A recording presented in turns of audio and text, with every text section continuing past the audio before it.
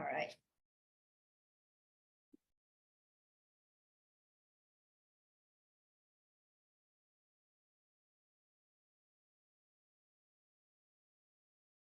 There we go. Hi.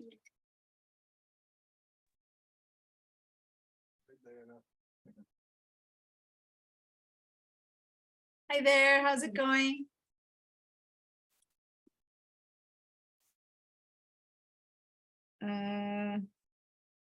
Letting people in. There's Jessica. And hi, Anna. Hi, Andrea or Andrea. I don't know why I keep saying that because in Spanish you say Andrea, but most people in English, Andrea, which I had to get accustomed to, and now you are actually an Andrea. Andrea. Got it. I hear you, Andrea or Andrea. Thanks for doing that. All right. Hi, Gerard. Oh, Gerard can't hear me yet. Hi, Fabio. Can you guys speak? I need to hear someone speak to make sure I'm hearing. Hello. There you go. Hi, Fabio. Cool. Hi. Let's head over to the chat and give me a little hello in the chat. And I have just literally, as I said last time again, just finished teaching the magazine class. And so I have not even had a chance to step even 1 inch out. Let me let someone here. There you go. So at some point I'm going to beg off for a minute to run to the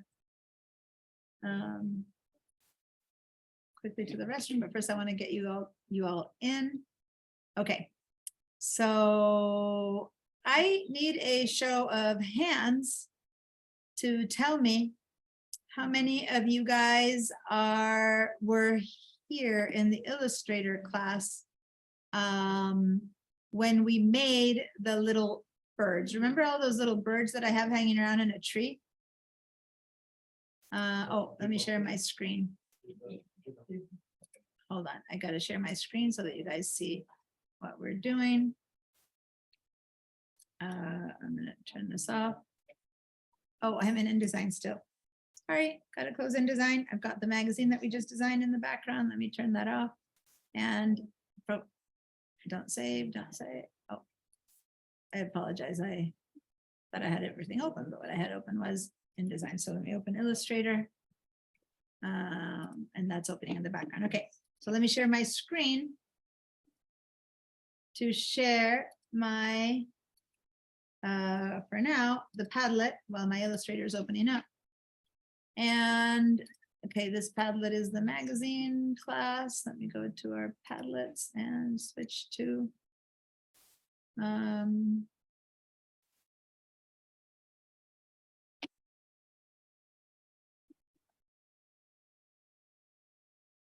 let me go over here and switch to the Illustrator class. Here we go.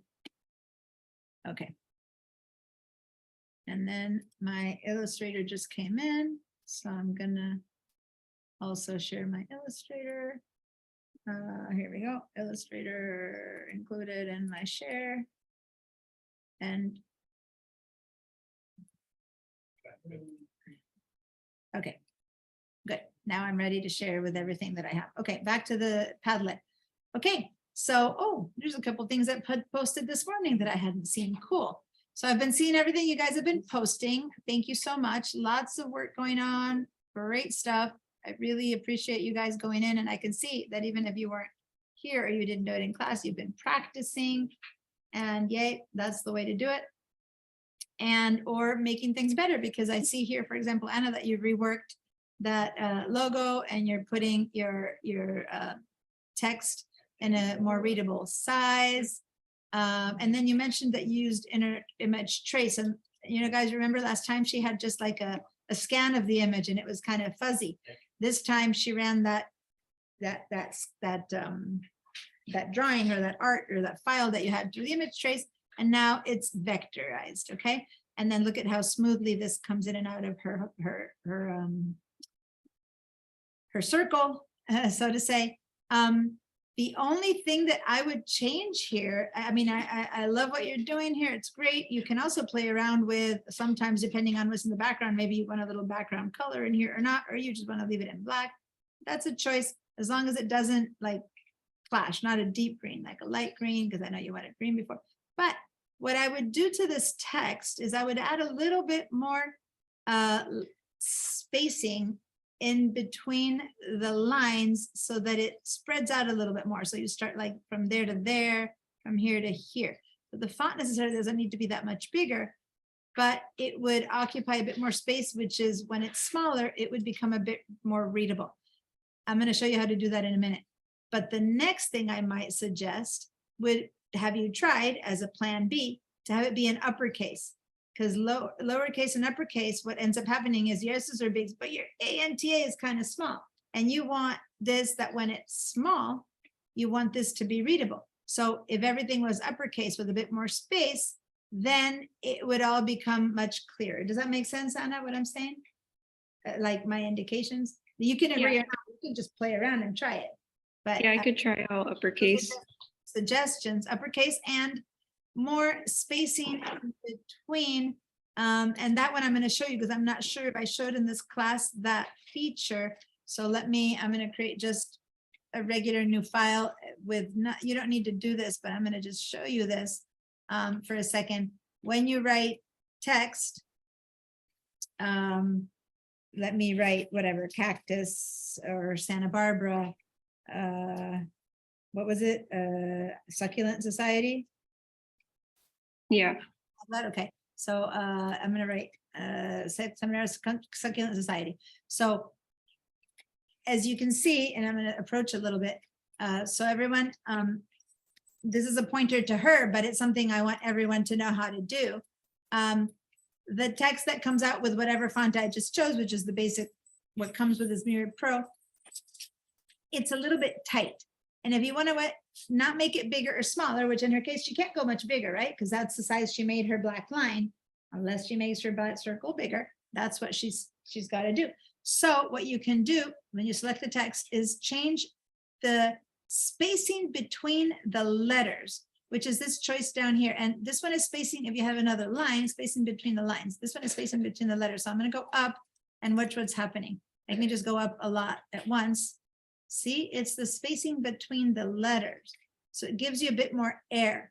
So you keep the same size of your font, but you have changed the spacing. So leading is that one up here. This one here is called tracking, right? Tracking. And then when you kick back and look at it, you go, oh, maybe, and this, the font I have, it's not so bad, but sometimes you might go, and I'm going to zoom in a bit more to show you what I'm talking next, to show you the three most important things to consider in text when you're doing a logo or something that's going to be, you know, permanently there. You want to make sure, whoops, sorry, there we go. You might want to look and see if you need to change the spacing between individual letters. So again, this is the spacing between all the letters. So here I made them like, I'm going to make them all really, really tight.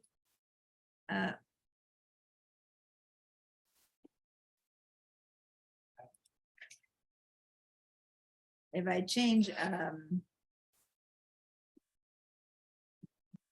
why is it not? I am not selecting my sample. Okay. So if I select this and make it, say 100, I've lost all the space amongst all the letters. Anna, can you turn that off, please? Here I've made the spacing really big amongst all the letters, right? Sorry, I'm getting distracted with what's happening out here. Here, so now I'm making it really big, all the letters, right? So say I leave it around about yay. But then maybe I want to bring in the spacing or out of some individual letters. This font isn't so bad, but maybe the B and some, depending on your font, maybe the U and the C seem like they're further away than something else. You'll see whatever font you chose sometimes is worse than others. So I'll go in here, click right in between these two, and then I get to make the space of just in between two letters change. Okay, so when I hover over this, this is the kerning, this is the tracking, this is the kerning. Doesn't matter the names. This is this, you can see the icon has a line between two letters, and this one has like a stretch between all the letters. So now I'm going to make really small spacing between those two letters. Can you see how the U and the C are becoming? Let me get even closer. U and the C becomes smaller and smaller, and I'm going to make it, there you go, really. So see, it's only changing the spacing between these two letters. I can make it bigger or smaller, right? And so the whole point is that some fonts need that, some don't, right? In this case, it all looks pretty good, but in other times you might need to go in and really clean it up.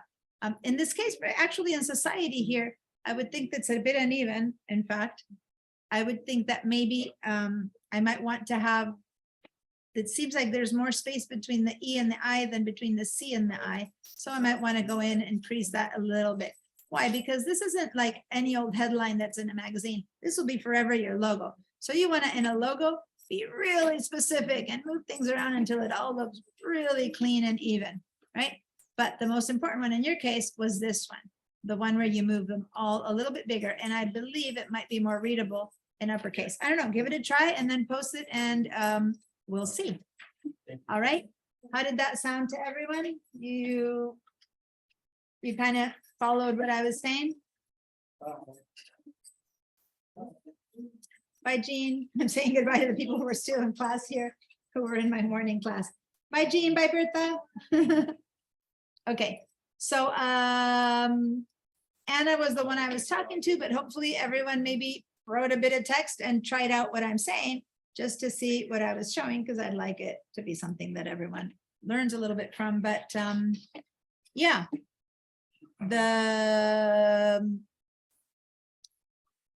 going to go back to when I first wrote this. Thank you, Diane. From afar. You're welcome. Have a good day. From afar like this, you too. This is about where you would be seeing. This is normally what let me select the A. What this originally would have come to, the space this originally would have had, is like that. And the difference between this one and this one might not be so big, but I'm showing you this tiny, right? Because when you look at a logo from afar, it looks tiny to you, right? But just a bit more space there makes that more readable than this when it's afar. See that? Now, had I made it even more space, and why am I saying tiny? Because logos have to look good from afar. So maybe I might make it even a little bit bigger. I'm going to make it 75 tracking. And which one can you read better from afar, you guys, of these two? Am I getting any answers there? Yeah, the 75 is better than the other one. The top one or the bottom one, right? Top one, top. Yeah, the top one. And all I did, it's the same font size. All I did is I made some space. And I also made it a font that by having it be a simple, straight sans serif font, it's not too busy. I don't remember what font you chose. Let me go back to here. This is a little bit, I'm not going to call it, it's a bit more hand-drawn. See how it has a little bit of shapey things. So which is fine. It's a beautiful font. My main concern, see how much it kind of collapses here together. So space between these letters would be much better. And then I believe uppercase might be better, but in each font that depends, right? So it'll depend. And in the end, she's the designer, she chooses, but these are points of views from viewing it.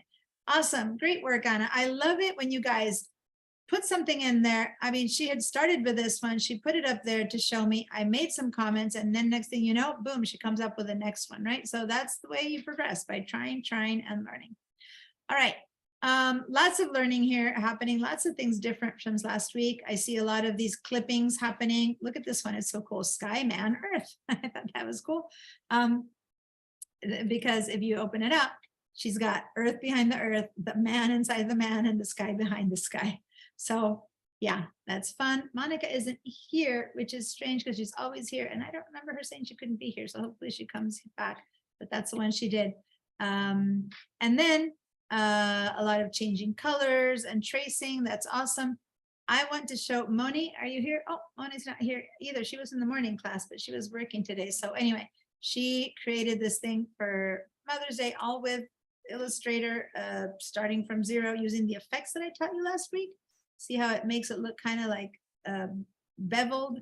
She used those effects. She put in a little shadow into the eggs. And so this is just using the effects that I showed at the last minute. Remember, I showed you a little bit of the glow and the drop shadows and stuff. So she made straight, flat boxes, straight, flat circles, but then went and used some effects and it gave it some life. Okay, so pretty cool. Moni also worked on some logos since she's not here, and she had a question, right? But I'm not going to answer it right now because she's not here. If she comes back, I'll deal with that a little bit. And then Andrea played around with changing text in the logos. I love that Saul is usually making a lot of it, you know, highly advanced things. A birthday logo for a friend. Is that the date then your friend was born? Saul, is that why you put 1968? Yes, That is yes. it. That's cool. Does he have a nickname like Leo or something like that? It has to do with the lion, or why the lion? Yeah, actually, he's a Leo. He's gonna make. He's a t-shirt. Leo. Oh, Virgo, Leo. Got it. Perfect. So yeah, that was good. And then you're creating this other one. I just saw this one. This wasn't there for me to see before, so it's new.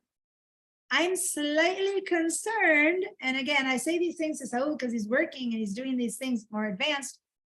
It's hard to see a little bit because of the guides, but the fact that you have this really intense, let's say backwards italics, it's not backwards, but you know, normally italics is like that to the right, and this one's to the left. This makes me a little bit dizzy. I'm not sure that left and right works.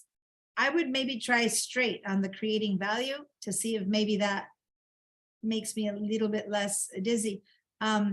Just saying, give it a try. Other than that, because on top of that, everything is such a strong line doing that, and then suddenly this goes, if you're gonna keep it other backwards, then work with this line and make the end finish like where the inside of the end line finishes, push it in so that it finishes where that leading line would be. And right now it's popping out, right? And same here with this. If you're gonna create it that way, keep to those leading lines so my eye doesn't suddenly go pop, pop, like it's jumping out. Does that make sense, you guys, what I'm saying? Yeah, It's it just a does. suggestion. As a matter of fact, that's how I did it, but that's how the customer wanted it. So Oh, well, if that's the what I customer did, wants you it know? this way, then just bring it in so that the end kind of doesn't Sure. stick out. Just that, I'll if do you that. want it in the other side, but yeah, Sure. that's good. Okay, little things like that help it look like it's one piece instead of it's an add-on piece of text underneath it. So awesome. Andrea here did, and Andrea had to leave too, but again, she did that same idea, the sky life, but she went beaches behind beach life, mountains behind mountains, Santa Barbara there behind that one. Really cool. The only thing is that when you do this kind of effect, and she's not here to hear this, but for the rest of us, usually it works better if you have a bit of a fatter font, so you see more of what's underneath. Like because she said mountains and I look closely, I'll see that it's mountains. But it's not as obvious, of course, that this is Santa Barbara. And if this were an article from Santa Barbara and this were a headline, you might want to make it a bit more obvious. But other than that, consider that if this font is much smaller on a magazine page, you might not really be able to see what's behind it, kind of like that effect. So it's easier if you do it on like a fat font, like these two, just for the effect to be more obvious. Then we have Anna who put plants behind plants. So, and this is a pretty fat, bold font, and you can clearly see there's plant behind it. So that's awesome. Great job with that one, you guys. Moni, you're here. I was talking a little bit about yours, so I already talked a tiny bit about it, which is this one, but that's fine. I showed how you put all of the effects. This is all flat stuff that all you did was put effects to it, and it's something that's looking really dimensional. So that's great. And then you had a question here. So I want to go to the question one just because you're here. And so you said how you did it, and then your question is, what do you need to do in order to be able to use the warping tools on the letters when making a clipping mask? Hey, you can't. Okay. Because Good. Then I was one effect on the other. Now, okay. if you made it outline, Could you? So I would have to actually do it beforehand and then turn it back. Right, you would have to affect the text beforehand. Let me answer that. Let me see, because this is text. This wasn't outline. So if it was already text, why wouldn't you be able to do that? Yeah, you would have to unmask it, release the mask. This is how you would unmask it. Grab your text, right? And then play around with your text first, warp it or whatever you were going to do with your text, and then remask it. Yeah, try that and see if that works. Yeah, Okay. that would be the way to do it. So I'm going to undo to keep it text. So when you have one of these and you want to undo that, over here it says release mask, okay? And then make the clipping mask makes it happen. So once it's made, you would see the release mask. If not, you don't see the release mask, okay? That's just showing you that. Cool. Yeah, I don't think you can do any warping Okay. when it's already masked. Yeah, if you tried it and it couldn't, I haven't tried that, but I wouldn't think you could do it when it's clipped. You would have to do it ahead of time. Or you can not have it be text, you can have it be a shape. Warp Mhm. it, turn it into outlines, and then make it be a shape. Okay. Where's my, all right, anything else? Oh, and I did have a question about the logo. Oh, there's, I thought that was, okay, here's the question. Okay, So I think that when I exported it, I should have made it a vector image, and okay, no. you had issues, not in Illustrator, you had issues in InDesign. Yeah. Right? Okay, that's an InDesign issue, and I just closed my Oh, InDesign. That's not an InDesign issue. It's just that in InDesign, it's showing you pixelated and bad quality because InDesign is trying to save computer space, but you can right click on the image in InDesign and choose display high quality, and then it's looking good. For those of you who aren't in the InDesign class, don't worry about this. It's more like the quality in which an image shows. And since I just closed InDesign, I don't want to go again. That's fine. But if you want to later share your InDesign, I will show you. It's just things that you're going to bring in 20 images, and it's trying to save, computer processor space. So it shows you a pixelated version of it. Now, if you create it in Illustrator, and this is the point I want everyone to hear, even if you do or not know InDesign. If you create something in Illustrator and you didn't bring in a photo, like this logo that Anna created last week, that was actually, she placed a JPEG, and you see how even here it's looking kind of fuzzy, and I had suggested that she trace it. Now she did trace it, right? And now it's really tack sharp. You see that? So as long as it's vectorized, which is what she did in this one, and you and yours did, these are vector, you did create it in, then there's no question that when you bring this into any program, as long as it stays vectors, it will always be something that will be sharp, no matter if it's the size of a building or it's as tiny as a postage stamp. But in InDesign, you have to have it display the high quality. It just shows you a preview. Okay. So yeah, as long as it's not scanned in like this one and it's created as vector, that's the whole beauty of vectors. It doesn't, it never looks pixelated, or it just can't. It is a flat file. Oh, look at that. You posted it. Guys, look, Anna did that. So here's the one she posted first. Talk about instant change. She posted this one and I was like, oh, it's looking beautiful. I just have a suggestion, I said, which is it's hard to read with that spacing. Give it some more spacing in between the letters. And I suggested uppercase. Cool. Look at that. Whoa, what a difference, right? Yay, I can read it much better. I love it. I love it. And she kept that font. She didn't have to go to a straight kind of boring font. She still has a nice font. But look at these two, how much more readable that is than this one. Just next to each other, right? I think I can even move them around. Yeah, I think I can do that. So this is the before and this is the after. And in fact, here's the, can I move it all the way up? Let's see. This is the before. Can I do this in Padlet? I think I can, but I'm not sure. Yeah, let me keep moving up. Here's the before. I love it when you guys really learn. So here's the one you did before. from afar it looked okay, but as soon as you made it big, you could see the bad quality of the trace. Here's with a trace, and here's with cleaner names. And here she had put all the name in there, and I had suggested she like open it up. So anyway, I love it. I love the progress. Okay, so many times, one thing you want to do is rarely is the first time done. What you need to do, you did this, you love it, right? You walk away, you come back, and then like have a coffee, open it the next day and look at it again. It's really hard when you're involved in a design at that point to see it. You kind of need to clear your head, and it might be as much as like walk around the block and come back, or ideally have someone else see it. Now, if someone else has zero idea of design, they might just go, hey, it's fine, that's fine, and go away. So try to have it be someone who maybe wants to give you some constructive feedback, and have them say, hey, can you read it well? Like point them to the things you might be concerned. They can go, yeah, it's fine or not. But some other voice of another designer or someone who is into art would be better. And then you move into that, and then you walk away, and then you come back and you try this. And maybe when you walk away, from this one, you'll go, maybe there's a third thing I can do. I don't know, try a third or fourth thing, that's fine. But evolution makes, usually the first time out is never like you're perfect. And I'm seeing that Saul did something here too.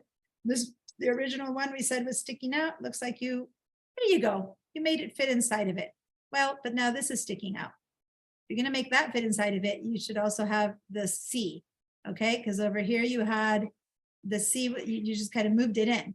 But what you need to do here is maybe change the font size or change the space for the fonts or something, because that line, it's better here, but I'm not sure that I like it floating in here.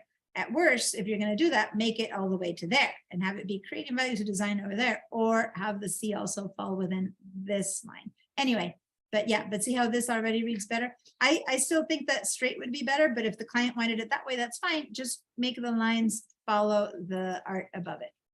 All right, cool. More clipping that, again, Fabio here did the same thing.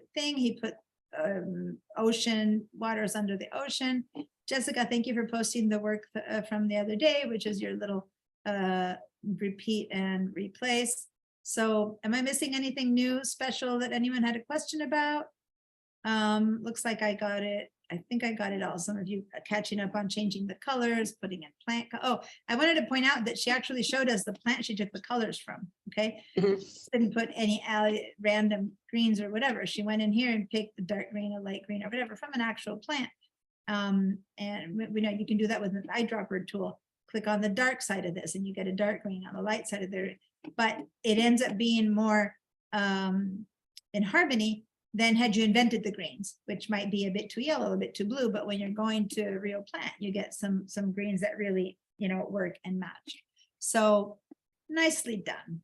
Nicely done. Good job, you guys, applying everything that you're learning. And let's now head over to Bridge. Any questions before we head over to Bridge? Anything you did try? By the way, I don't want you only to put your successes. Remember what the Padlet said. The idea is also to put what didn't work, right? And yeah, I think you asked about quality or something down there, so do that. But I also want to see things that you have questions about, like that didn't work or that you want to show. That said, today is our last class. So I will, believe it or not, we're heading towards the end of the session. We've got 2 more days to go, today and the next. So let me see, do I have them here still? Someone had asked me to show them their classes. Did I leave the class? Oh yeah, in the first class that I had today, they asked me for the class schedule.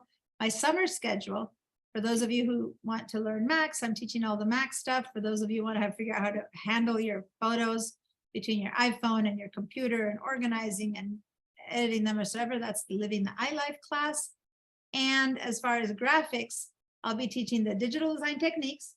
This is the Illustrator class. So some of you guys need this class and the Photoshop class. So these two, these are all going to be online. And they start June 14th, so mid-June through August. So basically a month and a half, 8 weeks. Okay, that one, and then 6 weeks the Photoshop. It's a bit longer, and only 6 times we meet versus this is an bit short. So So weird though. That one is still 12 and this is, 12:45. Yeah, it's 45 minutes longer. So that's why by the time you add it up, it's only 6 times. And here, this one we meet 8 times. Wednesday mornings or Friday mornings. Okay. If you want to sign in into any of these, I can give you the CRNs or you can go find them.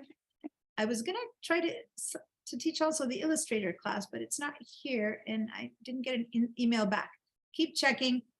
Illustrator might appear if you want to review some of the concepts, but if not, for sure, I'm teaching it again in the fall. I'm teaching all of these again in the fall. All right. Bridge. Okay. If there's no questions up to now, I wanted to have us create some final elements. And so just as a little review of what we've been doing, here we have like a few of you attempted each one of these that I tell them, go do it. And some of you made the ocean, some of you made the little alien. You all did good. But as a class, usually we work on one of these and we haven't worked on one as a class today. So I was going to have us work on one of those, but I was going to have us do like a little, you can vote. And we could either work on creating this little rocket here, or here we go. We can work on creating the little alien or the mountainside. Where's the last one that I brought? The little farm. This one probably we shouldn't because it's probably a bit too simple. Won't learn too much. Or last week we created this, last session we worked on this donut cart or the little houses. So how about you guys in the chat? Or, oh, I forgot the one that I had first said, which is the bird, not the bird, not all of the birds, but individual birds. Now, why am I saying that? Each one of these has a different challenge, a different set of tools, a different way of using things that would work. And so whichever one we choose, we would learn a little bit differently. And give me in the chat your choice of which ones of these that I've shown you, you might want to work on today all together. I also, before we start on that, I'm going to have us work on this assignment right here, because I want to remind you the power of joining and using all of those tools that will allow us to do any of these correctly. So go ahead and take your time looking through these while you're doing that. Meanwhile, let's go ahead and click on this thing called Cog Start. Double click on that and open it up. And meanwhile, go down and vote. So I need to vote from everyone, okay? And then when we're done with this assignment, we're gonna go in and the one that has the most votes, don't be led by others, choose the one you want most.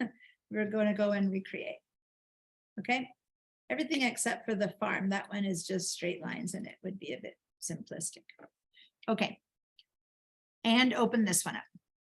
And then I'll, when everyone's giving me, give me a yes if you have this one opened up and ready to go. Then I want to show you what it is that we're seeing. This image, when I select it, you'll notice that it's in pixels, right? It's in pixel value. Now, why would I have maybe even known or thought that it was in pixel value is because this pattern and these markings that you have that you're seeing here, this is the kind of grid or framing that you would have when something is going to be put on a film, on movies. So this is the format for movies, and the hard line here shows you the trims. That black line would be the trim size, and then the insides are things that they're basically telling you, you want to put anything that you really want to see clearly, no matter what happens to the frame, put it inside of this inner box, see? And this whole art piece is inside that inner box, or text or stuff like that. That would be like the margin, external margin for anything important, and then that's actually the whole size of the frame. And you got measurements. So where you get these things from would be from the different grids and things that you can create to see. And one thing that we're not seeing here is the typical white background. So if I go up to view and say,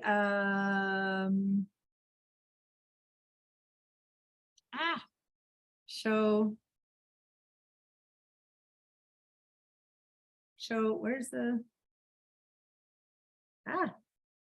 I'm having a blank of where it is to see it. This one is set up differently. Let me create a regular new thing, so it goes over there, I can show it. When you go up to view, you can hide or show transparency grid. That's what it is. So that's transparency grid. So the opposite it would be hide transparency grid. Okay. I was having a hard time finding it. So hide transparency grid. There we go. My mind couldn't place around it. So this is what we're accustomed to designing in. And in reality, though, this is not what's true, because if this were something I would print and print through it, this would just be my paper, right? But if you ever want to know if you have things correct as far as transparencies or something like that, then you see it this mode. It's very hard to design in this mode to see in the grid, right? So usually this is just checking the file before you do that.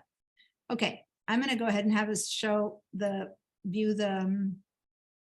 have the background, because working and this is going to be harder. So go ahead and say hide transparency grid. And then the rest of these lines out here, if I click on them or not, these are part of just guides. And I believe that in the layers, I would see the guides and I could turn them off. Oh, no, they're not there. Okay, we can just ignore them. Trying to see, show the out view.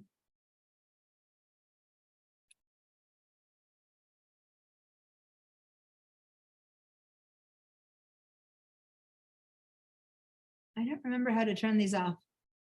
It doesn't matter. We don't need to turn it off. But they're guys, it's a grid pattern. And if I start looking over here, it's going to be one of these that's turned on, but doesn't matter. I'll play around with it because yeah. So some of you guys that are, while I'm working on this, if some of you guys want to play around with it to figure out what it is, please be my guest, because I don't remember. But let me show you again in Bridge our final. So don't open this one, okay? But I'm going to open it to show you our. Let me just show Grid, high transparency grid. This is our goal for the final piece, and this is one piece, okay? It's not more than one piece. And if I look over here, just one of them, it's one shape. It's a compound shape, but it's one shape. But we're going to create this out of this. Okay, so these three shapes. So we've done simple things that in the past where we use the different tools. But now let me see if I can put these two next to each other. Hold on. Can I put them next to each other? Yep. Window, range.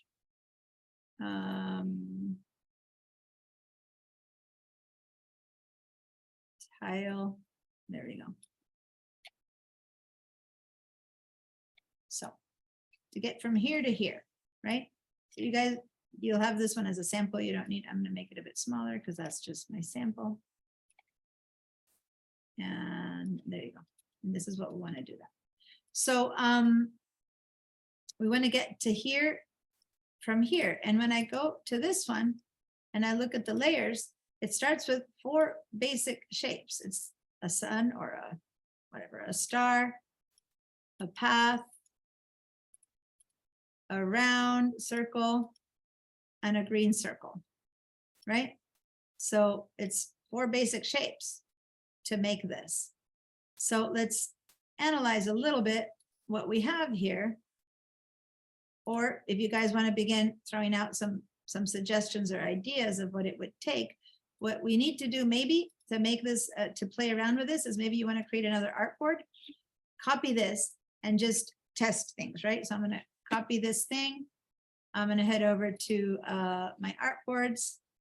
I'm going to edit artboards and I'm going to add an artboard to this one, paste it in there so we can play around with stuff. And once we know what's going to happen? What's the best solution? We're going to move things over there.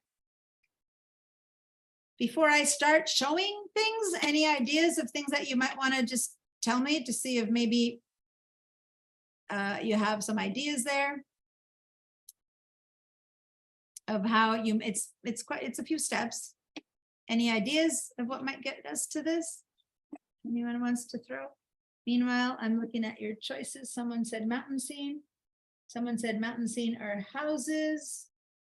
That's it. Only 2 of you guys chose, right? So give me some more votes. How about this? Start throwing out suggestions. We'll just play around with them.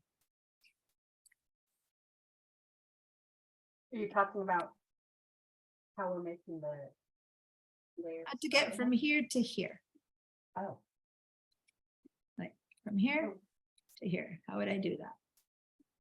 I'm going to go over here and I'm going to lock the other one so that I for sure I'm only working on these.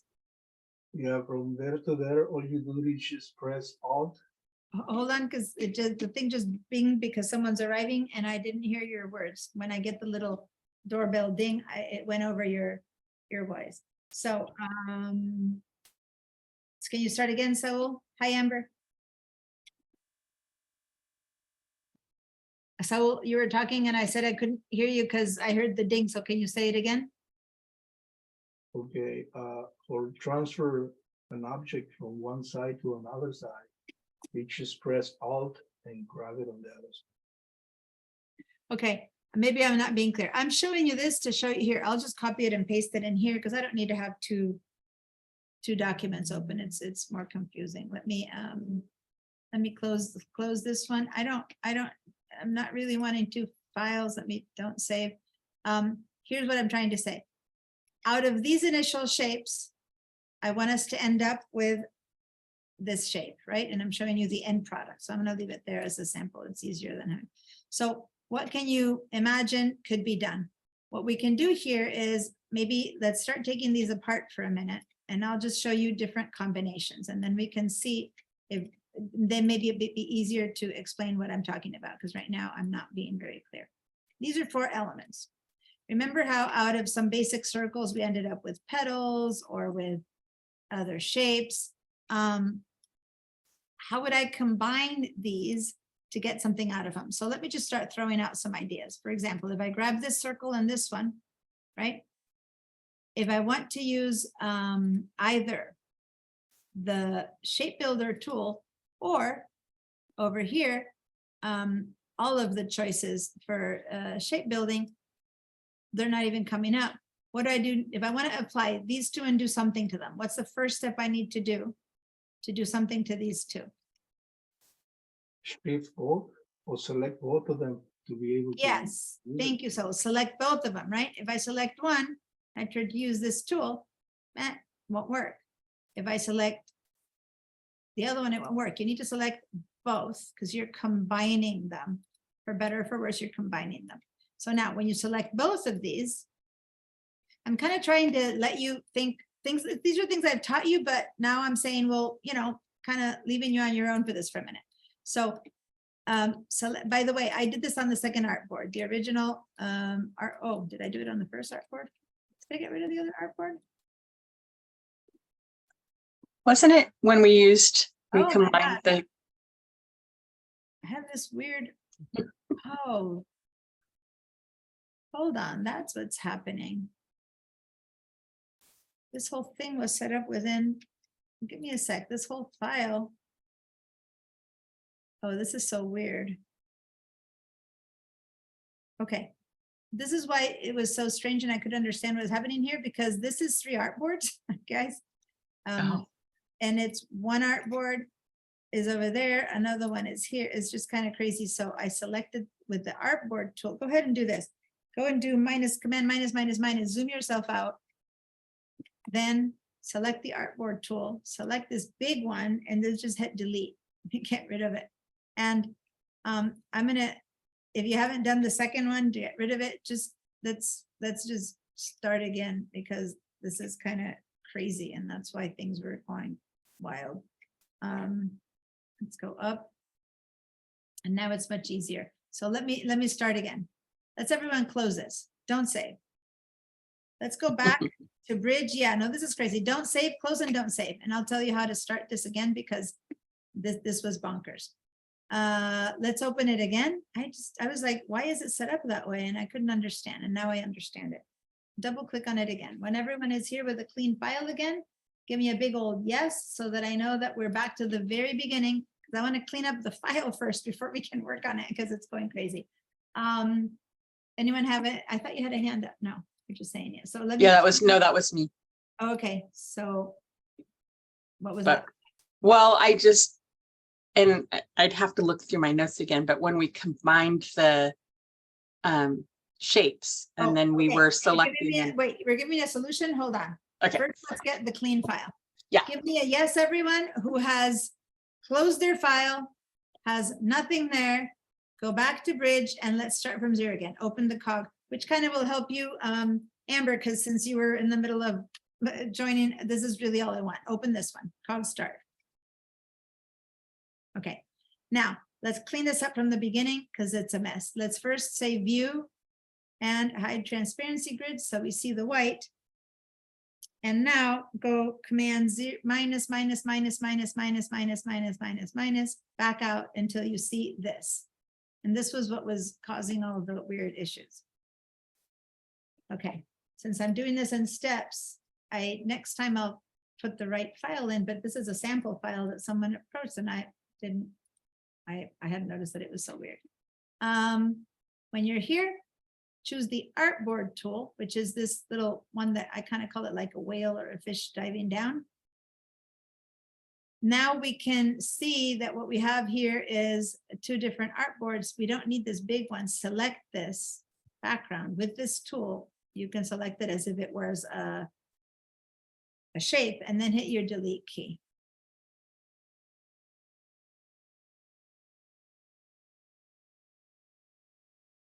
Now that you're set, all we need to do is Command or Control 0, and that'll sit in the middle of our screen. And now we're good to go. We don't have any more issues. We still have these video grid pattern over that right now. For some reason, I can't really see how to turn it off. Screen mode. Let's ignore it. I really don't know why it's. Maybe I can change my presentation mode. No. I don't want that. So, okay, we're gonna have to leave it the green ones because I don't remember how to get rid of them. But now we have only one artboard and things are easier, right? Command 0. When you've gotten to this place and you only have one artboard, give me a yes that you did it. Tiana, how did you change your board from being transparent? Mine started transparent and then you made yours white. Okay, I said view, hide transparency. Okay. And then over here, just so that we see what our goal is this shape. Okay, this is our goal. But now, what confused me is that me and probably you is that I had asked you guys to create a new artboard. But when we created a new artboard, there was that other weird artboard there that was a mess. So now I want us, if you go, I'm going to keep that out of the way. You go scroll down, we just want a new artboard here. So let's head over to edit artboards and let's create a new artboard here. And in this one, we're going to play around. And then when we're done figuring things out, we're going to come back here and apply it to these shapes. Okay. Oh, preset PAL.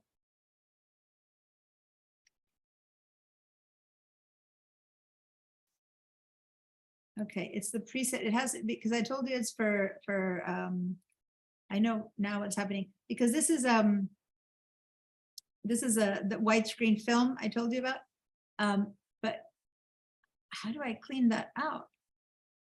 It's giving me the guides for other than changing the whole document preset.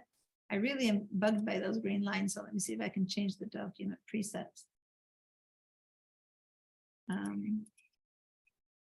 Ignore me for a minute. Let me see if I can, once the file has been created, if I can reset. I don't see how to reset right now, so forget about it. It's that when someone created this file, it worked. So let's do this. Select everything.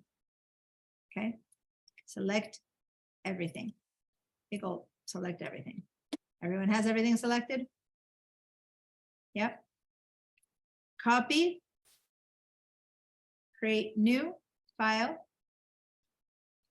Just go with whatever presets are happening. Say create and then paste. And now we'll start with a clean file because I don't know how to get that file to and I brought this one in to show you guys, but this is all I want. Okay, so that one again, I'm gonna close this, show you what I'm saying. From this one, this is bugging me. Select, okay, everything. In time, I'm adding this one because I want to bring it with me. And then say copy. Good. Now file new. Say create, and if you want to add it to artboards right now, we can just do it from now. If you haven't done it, you can add it later. Say create, and then paste. I didn't have you guys paste that. Paste this in here and do that. And then we don't have all those green lines and white screen and whatever that's bugging me. Okay. Did that work? Now, the next thing I did is in the second artboard, and if you don't have a second artboard, go now and edit and add another artboard, right? From there. Then now bring all these pieces, copy and paste, or hold the, option key and bring another one. And we're going to keep that one untouched for now. And we're going to work on trying to understand what needs to happen to get to this shape. And that's why first I deconstructed it. So go ahead and deconstruct it a little bit so that we can think what needs to happen. Once you see it, you'll go, oh, cool, of course. But it's going to take showing you, you have learned all of this, but we need to put that knowledge into one now, okay? Because some people, it's one thing to say, well, I can just draw a leaf with the pattern, or I can just draw, but many times things that are symmetrical like this, it's very hard to draw. To actually hand draw something that's exactly precise. It might be easier to do it when you're doing it with materials that exist that are already precise. So let's do this. I'm going to show you to start with. Let's put the little circle over the big circle and select both. I'm going to make sure that everyone, I made many things happen right now. I'm going to make sure that everyone caught up. If you're here, you basically have two artboards, one which has the original stuff and one which has the deconstructed things. You wouldn't need to have this. You can if you want, but if you have this, give me a big ol' yes. If you're not here, if you don't have this, give me a no, because I want to bring you to this. And I'm actually going to go ahead and open my layers just to make sure these don't move. I'm going to select them all, which is these four, and I'm going to lock them just so that my samples don't get messed up. Okay. That's an extra step. That's okay. I don't want to have you later go, I lost my original one. Well, let's lock them and then you won't lose the original ones. Okay. Jessica, Fabio, Gerard, I haven't heard from you. Do you need help getting to this? Or you just didn't give me a yes yet? Oh, the only thing I don't have is the blue cog on this. Yeah, the blue cog, what I did is I went and I opened the other one and copied it from this one, but you don't need that. It's too many things. I just have it here as the goal. This is what we're looking for. So that's fine. You can look at the goal here. You don't need to have it here. So that's fine. So Fabio, Jessica, great. Everyone said, okay. All right, good. So let's see up here what we're going to do with these two. I'm going to combine these two, selecting them. And then once I select them like this, then I see a choices here called the Pathfinder. Before, the Pathfinder choices weren't there. When I selected only what, the Pathfinder choices weren't there because they have to act on two things. So when I select two things, the Pathfinder choices appear. Or we can also do this shape builder tool that we've used before. What I want now is to get a donut, right? So say that I don't use the Pathfinder tool, so that I use the shape builder to the Pathfinder. One of these would get me a donut. Do you remember which one? Yeah, minus front. Yeah, these, like if you hover over them, they tell you what they are. This one says click to unite. This one is minus front. This one is intersect, this one is exclude. So if we want a donut, we want to get rid of this little bit. I hit minus front, I get my donut. Right? So this is just a reminder. And at some point, we probably were going to have to do that, right? On this one to get that to happen. But let's undo that, right? Because I want to still have all our pieces and let's keep playing with other stuff. So let's separate that. Did that work for you guys? You got the little donut that we'd done before. And you could do that also here with that one before. Now, how about the other stuff that's happening here? We had those chopped up kind of cogwheels. Clearly, I'm probably going to have to start with the sun to get that, right? One thing I can do is maybe put my these two together. And remember, if you don't know if they're well aligned, you can just select both and then go here to align and go center and center so that they're aligned to each other. Can you see now that I'm selecting these two? Do you have an idea where the cogs might be coming from? Yeah. Yeah. What do you think I should do? Well, to me, it looked more like it was the star and the circle, the Yeah. blue circle that was cutting off the. Yep. That's true. Let me center and center again. That can be. It's actually, you'll see. That Yeah, and then either the one. circle on top. So if I do this, one of the things that there's different ways to get to this shape, right? But since this is empty, it might, let's try different things. Remember, each time you try one, you have to undo. I was going to have you try it with the red one first because it's a bit clearer. So for the example's sake, I'm going to go back to the red one because for example's sake, it helps you see this a bit more. Let's try. What happens if I unite? I get a bit of this undo. What happens if I minus front? I get a lot of little pokey stars. But look at this. This would have been hard to design, right? We would have had to design a little triangle and then make it repeat over on a different axis. Oh, there's another way to get this. Undo. Look what happens when I click to intersect. Ooh, that's a little bit closer to the goal. So what's the click to intersect? The only thing that's left is what intersects. So this isn't in both. It goes away. And this little tip isn't in both. So it goes away, right? Boom, that's click to intersect. Yeah. Oh, sorry. Cancel. I'm going to undo that. And what's the Command Z. Ah, come on. There we go. And then the last one was click to exclude. So it's the opposite. Anything that wasn't intersecting is disappearing. It would seem to me that none of these shapes end up there. So probably it's not clicks to exclude, right? I'm going to undo. Maybe we're talking more about intersect. But we're still not there. Let's see if we can intersect. Let me take this one out now. And like Moni said, let's try with these two and center and center. What would happen if I click to intersect with this? We're getting bigger cogs. It's the same, only bigger cogs, right? Just give me a yes now if everything I've done you've been able to do. Maybe you don't know yet exactly what way to combine all of these, but if everything that's done and it worked, you've tried these, you can see how it's kind of interacting, you're getting the results, remind me, then say yes, you got it going. Hey, Diana, Yes, I'm sorry. Gerard. Yeah. No.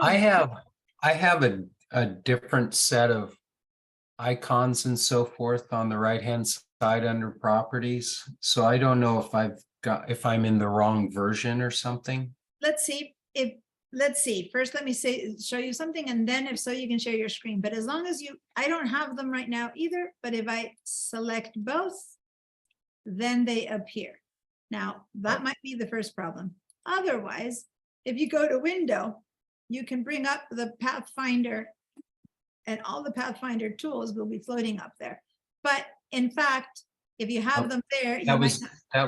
that was it. I just hadn't selected both. The main answer is Bring it. usually select.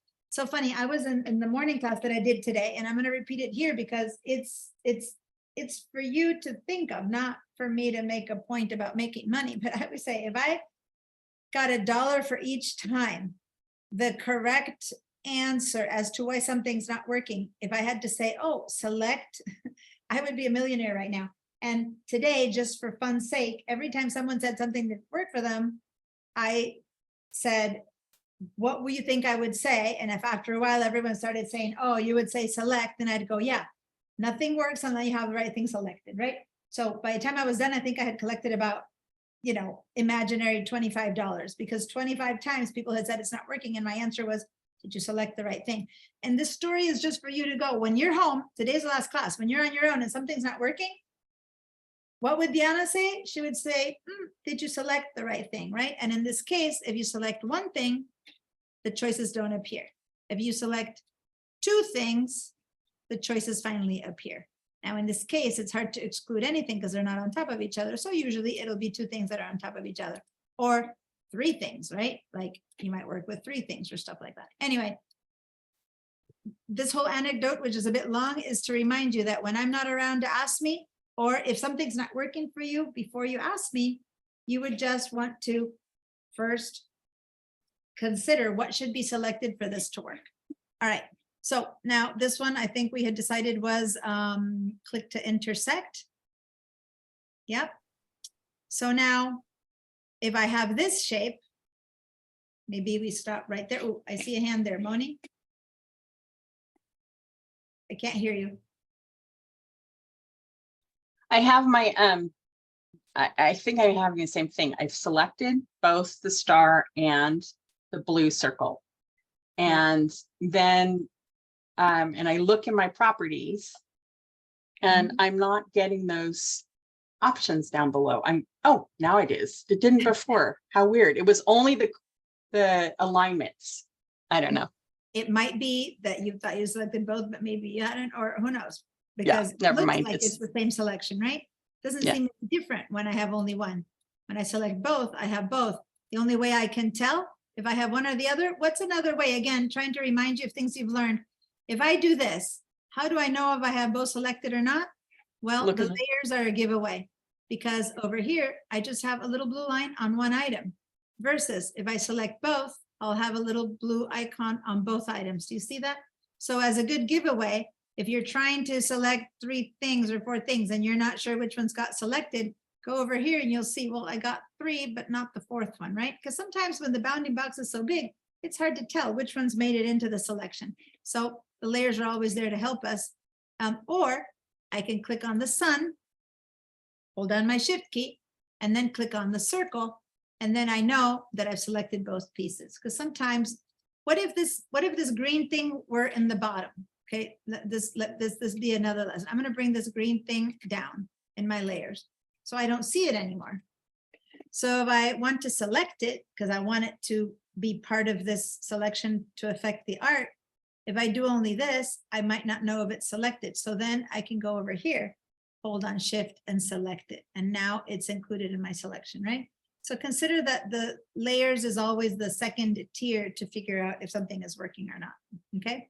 All right, all of that to say, okay, put those together and exclude and you get this shape. All right, everyone has this one? Now, if we look at the one that we're trying to achieve and the one that we've achieved, what's the difference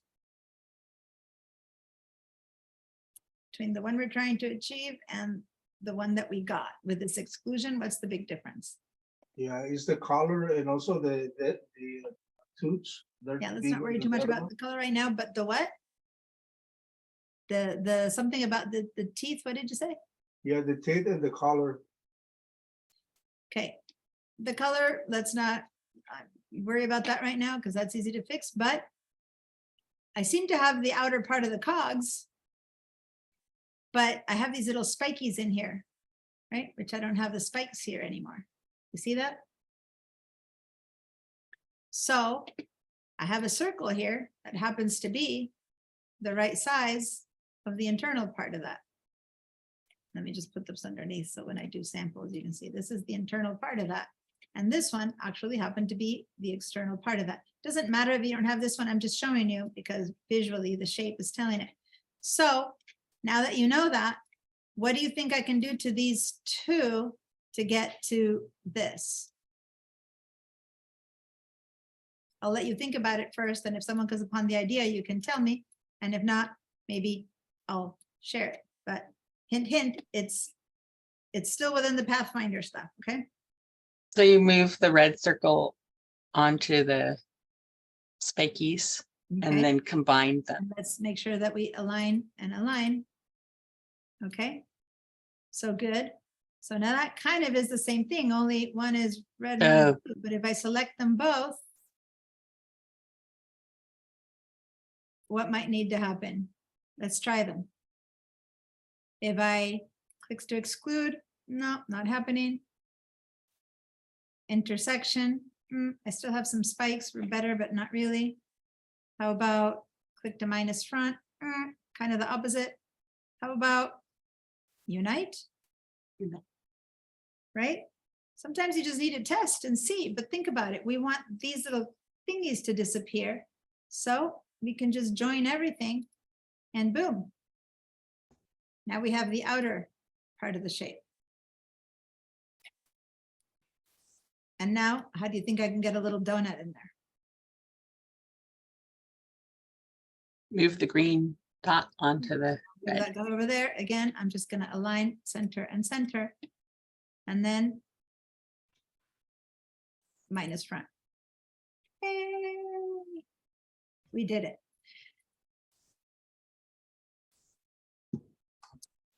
Now, the reason I wanted you to think about it is because it looks complicated and these shapes looks complicated, but the steps, you knew them all. For better or for worse, we did this a little bit earlier in our class, not now, right? But the whole point here is that many times in Illustrator, it's easier to combine, mix, reduce, take away than it is to design this. Drawing this would have been a hard thing to draw. Does that make sense? So maybe play around when you have some time on your own and see, okay, I see a shape, any shape, imagine it.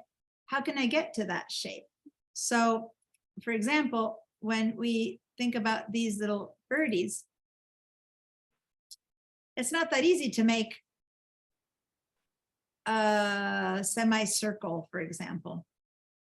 So what would be the best way to make a semicircle? Well, you might want to make a circle and a square and then get rid of the part of the square and you end up with a semicircle. See what I mean?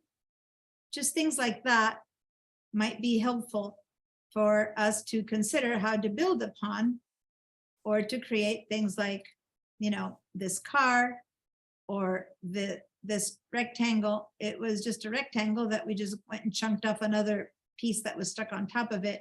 Same with these things, right? Instead of having to design them, right? It's just combined pieces. Okay, so kind of giving away how it is that we're going to create any of those things that I said, let's create all these other shapes. We're not going to draw many of them. We're going to think of how to combine in one way or another a bunch of these shapes. So now if you guys want to go and give it a try over here, by having them all one on top of each other, you have to think a little bit more about the order in which you create things because, you know, but and selecting might be a little bit more difficult because you might have to select first this and that and that and that, but you can always select from there. And what we did is perfect, discover. But you could also look at this and once you get more comfy, you just know that all you need to create is these shapes and then begin to, you know, make them intersect or not. So for example, if I now select these two outer ones, oh, I have them locked. Like, why are they not working? So I can select these two outer shapes and do the intersect on that one then I select these two and I do the unite. And then I select these two and I do the minus front and boom. How long did that take? Boom, boom, boom. But to get to this place, you have to practice combining and uncombining and redesigning, and you know what I'm trying to say? And later, after a while, when you're trying to create a shape, you'll have an idea already of what kind of things give you that. And instead of taking hours to figure it out, you'll be, oh, I put this in this, I'm gonna do the boom. And in literally 3 steps, it got done. So go ahead and give him a try. Give me a big old yes when you were able to, with this combined one, do it. And then ask me any questions if something is or isn't working. This was more of an applied exercise of things that we kind of know, but we might needed to figure out how to actually combine that knowledge. Meanwhile, I'm going to, remember I told you that I had been teaching all morning and I haven't left.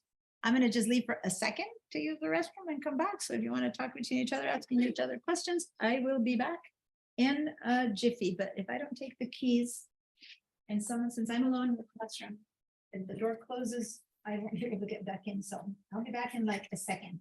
And if I'm not back and you're done, you can take a mini break, but I'll be back really quickly. So quickly go out and back.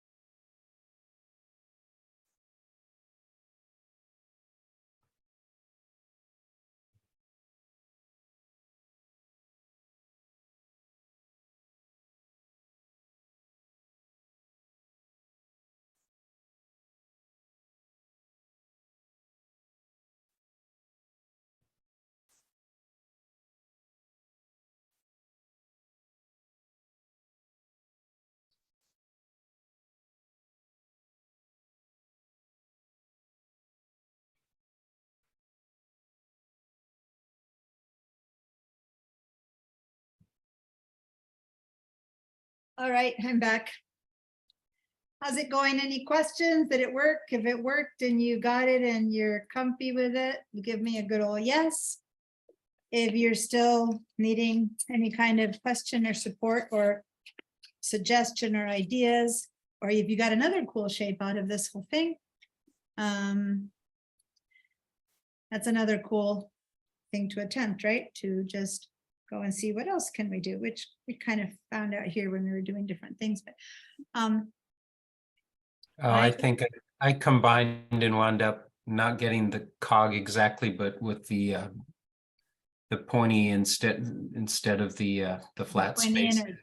Well, the only difference between when you get the pointy innards is that because this round circle, the red one is the one that will give you will help you cut out these. So this plus this, when you do the click to intersect, it becomes pointy.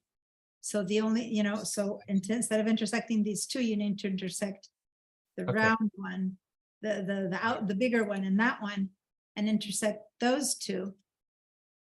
Right? And then you combine the red one with the blue one, because that'll join you and that gets rid of those little tiny tips. Right? I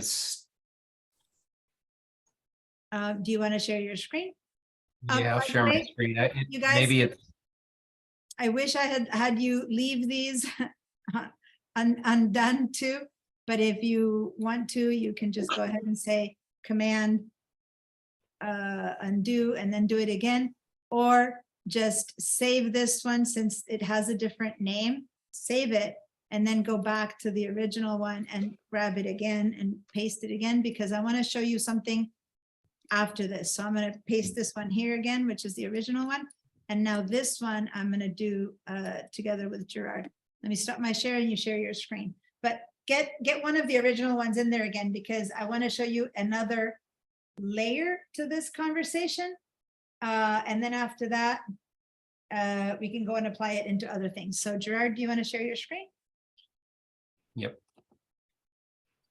Did it work? All right. Yep. Okay. Yeah, I must have done things out of order or something. Or hit the wrong merge. I remember I was gone last week and so I'm Yeah. rusty at No, catch no, up. don't worry. This is actually, this is kind of hard for everyone because I actually haven't done this yet. We haven't done the whole join and join path since like, I don't know, day 2 or something like that. So it's kind of a refresh for everyone. So you're almost there. The thing is that go grab the circle that's in the bottom Mhm. and put it on top of this. And it's the same size. Yeah, that was when Exactly. you said with the circle, I must have hit the wrong. Yeah, so go ahead combine. and undo, say Command Z, Command Z, Command Z until you get your, kind of your other shapes again. Keep So going. that's where I was. There you last- go. Oh, wait, you were there. Okay. Look at that. The last step was there. You just needed to go grab it and put the circle out. You have the bigger one. You have the bigger one. Yeah, go do that. Now, move the little guy. Yeah, select both. Center and center. Go to the align and center, because we're not sure if you got them right. So go to the right panel where you have all the Pathfinder. No, go to the right panel. And then Okay, the align, click Oh. on the center and center. Click on that one and then center vertical, center horizontal, just to make sure that you're getting it clicked. Okay. alrighty. It might have fallen in the right place, but you want to double check. And then now- which of these do I want? Combine. So the first one, which is the unite, combine. Oh, And that gets that's rid of what the it little was. tippy tips. I hit the wrong one. Yeah. And then Now- I lost my don't, You I lost my the little don't. green one, but grab the circle you have down there, grab that one and make it smaller. Hold down the shift key, right? And make it smaller so that it's perfectly circular and then put it on top and use that one. It's okay. Who cares what size it is? It was just, the idea is to do the thing, right? Now, since it's behind, right, and you can't see it, how can you think of putting it in front? What would you go do? Wait, because you Oh. need to see it, because you Line. you need to be able to see both. So how do you move it up? Think of your layers. Go to your layers, Go to my layers. right? Yep, there you go. And now grab the red one, which you made small. In fact, the green one was there. Now that you see it, grab the red one. Yep, that layer, and just drag it above the blue. Yep, there you go. Oh, Now, great. yeah, select them both and then align, because by hand, it might not be perfect. So do that again, select both. Again, align doesn't work unless you have 2 things selected, right? Back to your properties, align. Before you combine, align, center and center. And now, yeah, you can do not the combine. But Which one would it the, be? this one, minus front. Minus front. That's why I said that the red had to be in front, because the tool is called minus front, right? It wouldn't have worked if it were behind. And there you Great. go. There you got it. Thanks. Thank Okay. you. Now, you still have open the original one. I can see there in the tabs. Go to the cog beginning. Oh no, what you have is cog end. Okay, so open up again the cog. Oh, okay, because you have it here. Let's do this. Go back to the one that you were working on, cog beginning. Select this little bit that you did. Select this blue thing. Select it. Oh, you have it selected. Copy it. Just copy, do a Command C or yeah, copy it. Okay. Close, And then close cog, start, and do not save it. Just go up to the top, close the file and say, don't save. They don't save. Now go on from Bridge and open the original one again. Because since you didn't save it,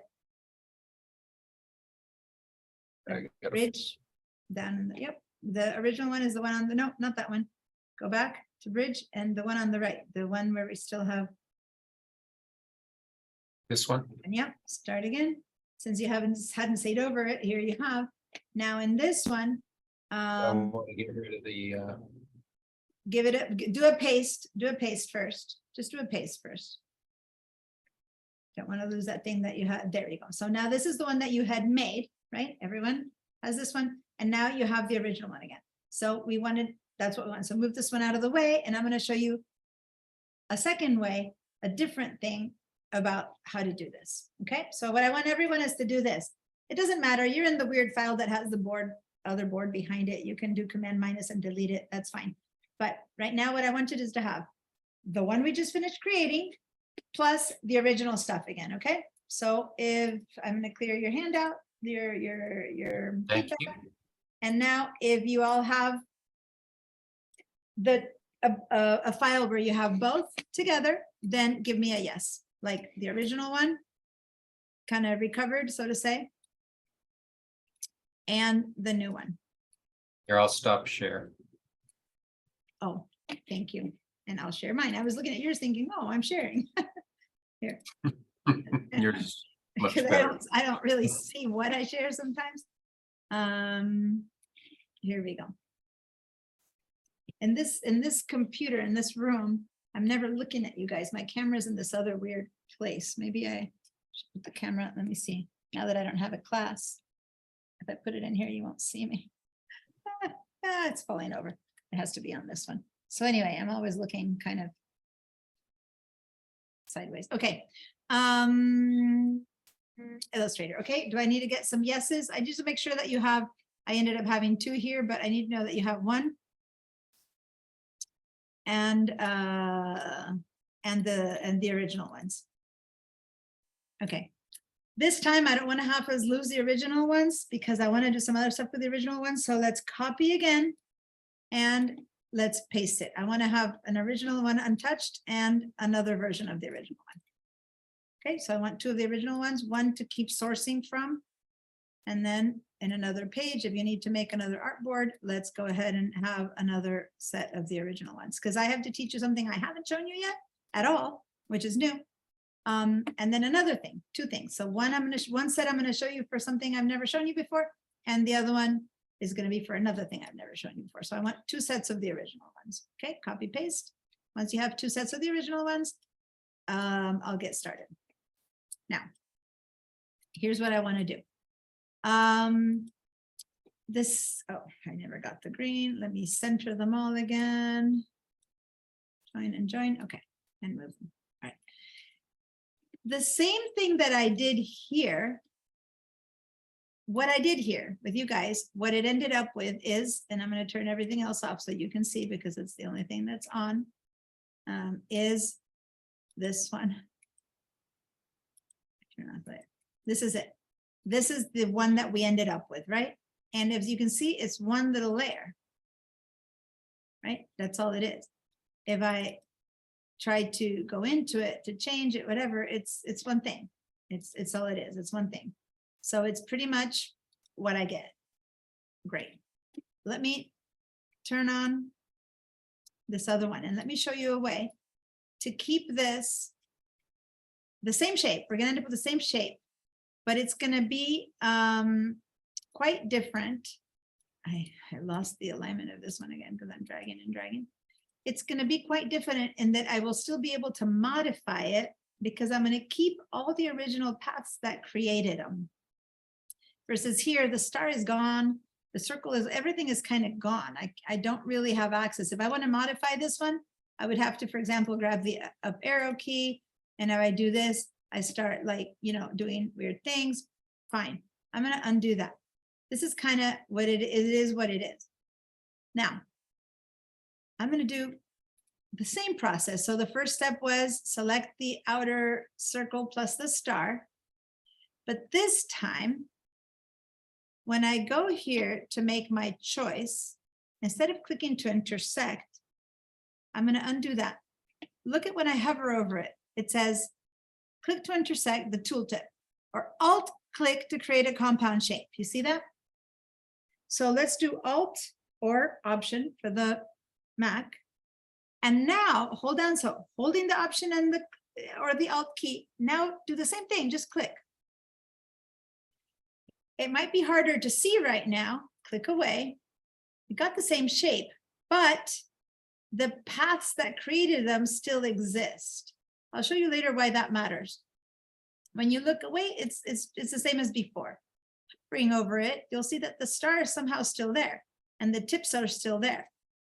That's because you created it as a compound path from the start. Now let's do the second step, which was select this one, the circle, and the new thing, right? The new weird shape and the circle.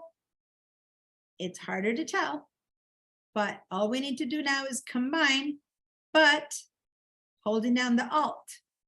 So I'm going to, again, Alt or Option, and then combine. If I click away, I'm still getting the same examples, but once again, the originating shapes are still there.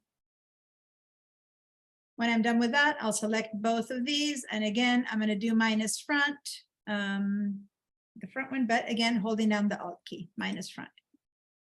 Ultimately, when I'm done, I have the exact same shape. But this one, I'm kind of stuck with what I have. This one, on the other hand, also shows me compound path. But if I open it up in the layers, I still have all the elements that created it versus this is the original one. It's just one thing. Now, why does this matter or help or confuse? Well, let me show you. It's the ultimate shape is the same. First of all, give me a yes if you got to this. Sorry, before I move forward. If you got this shape, that's basically the same, only you've kept all of the original paths that created it. Give me a yes. And if you're not there, I'll help you through those steps. Okay, so as people say no, I'll help them. Meanwhile, the rest of you say yes or no. So Moni. Okay, so initially I've selected all of the layers. Is that what you're saying? All, not all the layers, all of the Actually, items in the layer. Hold on, let me redo it. There we go. The only reason I was selecting all just to move them all at the same time and make sure Oh. they were aligned, but because my green wasn't aligned, but that's why I had them all. Now I click away. And Okay. now, if it's hard to know which ones to select, you can do it here. Like first we want the yellow, the little blue outline, plus the yellow. So in this case, at first it's the same, but then when all of these paths stay there, it might be easier to keep selecting from here. So the first set is the blue outline and the yellow. And then when I go and do the click to intersect, I first hold down the Option key and intersect.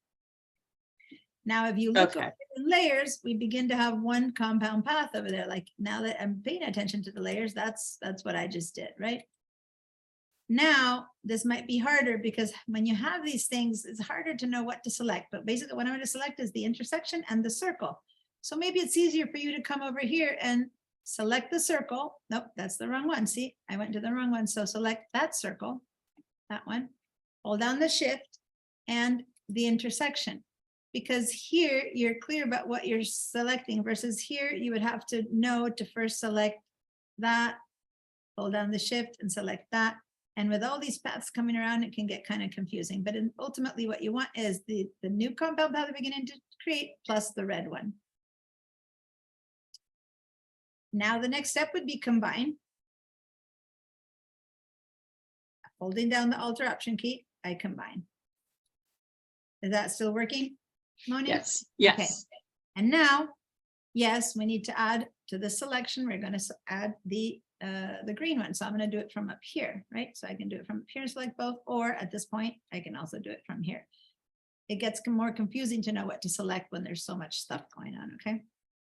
All right, so now I'm going to go over here and select the green one, plus Shift, the compound one. And now the last one was Alt minus front. And there I go. Now I have my really complicated, so to say, compound path and my really simple compound path. Off the top layers that even in reality, they look the same. And even in the layers that look the same, except for one tells me there's something more in there. If you've accomplished this, I'm going to start showing you the why. But so if that give me a little yes. And if you need help, I haven't heard from Gerard, Jessica, or Fabio yet. Tell me if you've got this one. If you've got this one set up, then give me a yes or say no, and I'll work on you or have you share your screen or give you a hand. So Gerard, how's it going over there? I'm kind of screwed up because I was trying to, when I did the Command Z, I had undone some stuff and I had to go bring other stuff on while you were talking, so I kind of missed it. All right, so So, let's do this. I can I catch want up you to on- catch up so you can do the next one. So share your screen. I'll Yeah, help you I'm catch up. sorry to crowd. Guys, I beg you never to apologize for sharing your screen. It just helps me All right. move the class faster. So it's me saying, sorry, I want to move up, please share, because it really Good. is my way to make sure things are working. All right, Here when it is. things are a little bit different, like it's not what you're wanting isn't really happening, just undo first. So let's do a couple of undos and Command Z or Control Z. You're in a Mac, so Command Z. Command Z. Keep commanding Z until we see the original shapes. So I held down the command and then just tap Z, Z, Z, Z, Z. Oh, there you go. There. You just had the thing on top of it. Okay. So now let's go grab the yellow and the blue stroked one only. So move the green and the red and the No, circle don't move out. it, don't leave it, leave them there. Just grab the yellow one, select the Mhm. yellow one, and also select the blue outline, which in this case is usually easier to select first not that one. Don't touch that one. That's the final piece. We're going to concentrate on these four. So click on that blue outline first, the blue outer one. That's when easier. Select that one. Now hold on Shift, and now select the Mhm. yellow one. Cool. All right. Now, when you go over to the Pathfinder, you're going to go to I believe the third choice is intersect, but go down, down, down. But first hold down your Option key and then click. Cool. Okay. That was the first step. Now, go and hold down your Shift key and select the red circle so that it adds to the group. Cool. Now, have you done that? You selected both? I can't tell. Or click away and start by selecting both again because I can't completely tell. So now hold down it's usually easier to start selecting the smallest one first. So select the red. Click. Okay. There you go. And now Shift and touch one of those little outer lines. Yep. Click, Shift. Perfect. Now these we're going to combine, which is the first choice in the Pathfinder. So hold on Alt before you click and combine or unite, whatever. Good. Now you can click away and now grab both, which is a simple swoop in because you get both. Yeah, click and click or Shift, click. Mhm. Now, before you say minus front, which is the second one, you're going to hold down the Option key as well. So it stays combined. Cool. Now we have the same path. Now the blue one that you have down there, it's missing the little circle, but it doesn't matter because that's when you went back a few times, but don't worry. Those are the same shape. One, when you hover over it, this one you just made, see how it still has all the like go to the edge. Yeah, see all those things, all that stuff is still there. Cool. Now you're in the right spot. Yeah, I wasn't hitting the Alt key on some of my other stuff as well. Yeah, So that's that's, fine. Cool. So can you I did something to my window and I can't stop you. Normally I stop people, but I can't. Can you you stop? want me it? to stop share? Yeah. I did Thank you. it in a weird way and I lost my button to stop your share. Okay, Fabio and Jessica, are you there? Amber, are you all a yes? Yeah, I just put it down. You had it before, yeah. When you click again, it goes off and I thought that you had it before, but okay, clearing your feedback. Here we go. Let me share mine again, and here we go. Okay, so why was I trying to have you guys do this 2 times? Here we have the complicated one and the simple one, so to say. They're both compound paths. This one kept the path. So now what's the point of this? Because let's go a bit deeper. What was the point of this? If I want to modify this shape, I still have a lot of what made it happen. This I don't. So I can use those paths, and how I access them, the paths still exist. The good old selection, the white selection key. So now with the white selection key, I might want to grab, and so just watch this for a minute. I'm going to get a little bit bigger. So just a little bit of a demo. What would be a thing I could do with this? Well, for example, if I click one more time and isolate only this thing, then maybe I can begin to skew something, but in a way that's still like over here, I would be skewing, I would have to individually select something, and then there's no like rhyme or reason to it, right? I wouldn't be able to do it in a way that's still symmetrical or stuff. But here, I can, for example, decide that what I want to do is, in this case, I skewed that. Let me click away again because I had the other selection done. Or I'm going to undo this a few times. I can maybe select this one and this one and this one. Just select the tip anchors of all of them, for example. And just, there's so many different things, but I'll give you an example. Just selecting and I'm holding down the shift key, by the way, right?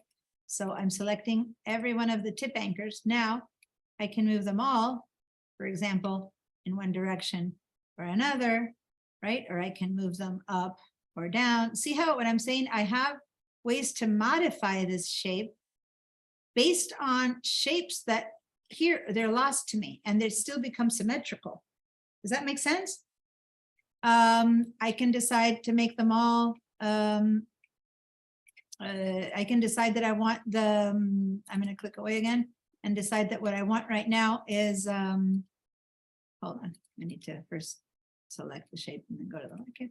I can decide that I want some of these to have a popped out edge, and now every 2 I'm going to do this, right? And every 2 I'm going to do this. So what I'm trying to say is you still have the original elements, so you can play around with the shape to your heart's content versus this one. This one is kind of fixed. I can also do it with isolation mode.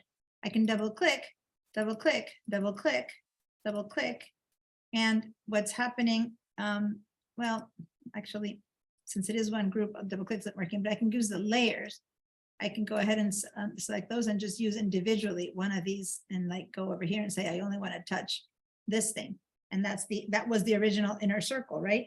Then I'm going to make it smaller. The original inner circle, I'm going to hold on the option, make it smaller from there. So now I've got those, I've got a little tiny cog or a big cogs, right? Because I'm moving that inner circle, which here I lost. Okay, so there's so many advantages if you want to keep playing with it to keeping the originating shapes. Does that make sense? Now it's still one compound path. You still can't have different pieces have different colors or stuff, but you can modify things to your heart's content. You can grab only bits and pieces, and in a symmetrical way versus a completely invented way, you can do things. So I don't know what's going to happen if I do that. In that case, nothing happened. But if I do this and I bring that red into that, nope, nothing happened, but I'm playing. As I said, make a couple of the teeth be a little bit wonky. And now this one is lying into that one. So I've got a little wonky set of teeth. Anyway, got the point, got the message as to why we might want to do these in compound mode to play around with it later. And I left it relatively similar sounding. I only made a couple of changes, but you can see the power, I hope, in that change.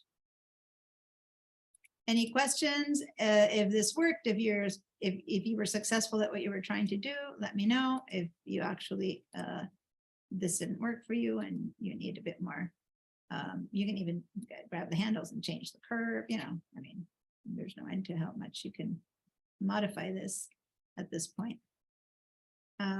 Give me a yes if you were able to modify the second shape within its originating shapes. I can, of course, go and get this circle here and make it a smaller circle. Here we go. Make it have just a little tiny circle, etc., etc. Okay. Fabio, Gerard, Moni, Anna. I see some yeses. I don't know if the old yeses had I cleared or are these new yeses? They're new yeses. All right. So kind of fun and funky versus anything I do here. It's possible, but I would have to be, based on the shape I have now, I couldn't maybe use the spikes or the spires or all that kind of stuff. So benefit to both. Cool. If I get some yeses there, Fabio and Gerard, were you able to click and access these internal paths to make changes? How are we doing, Gerard? Do you want to share or is it working?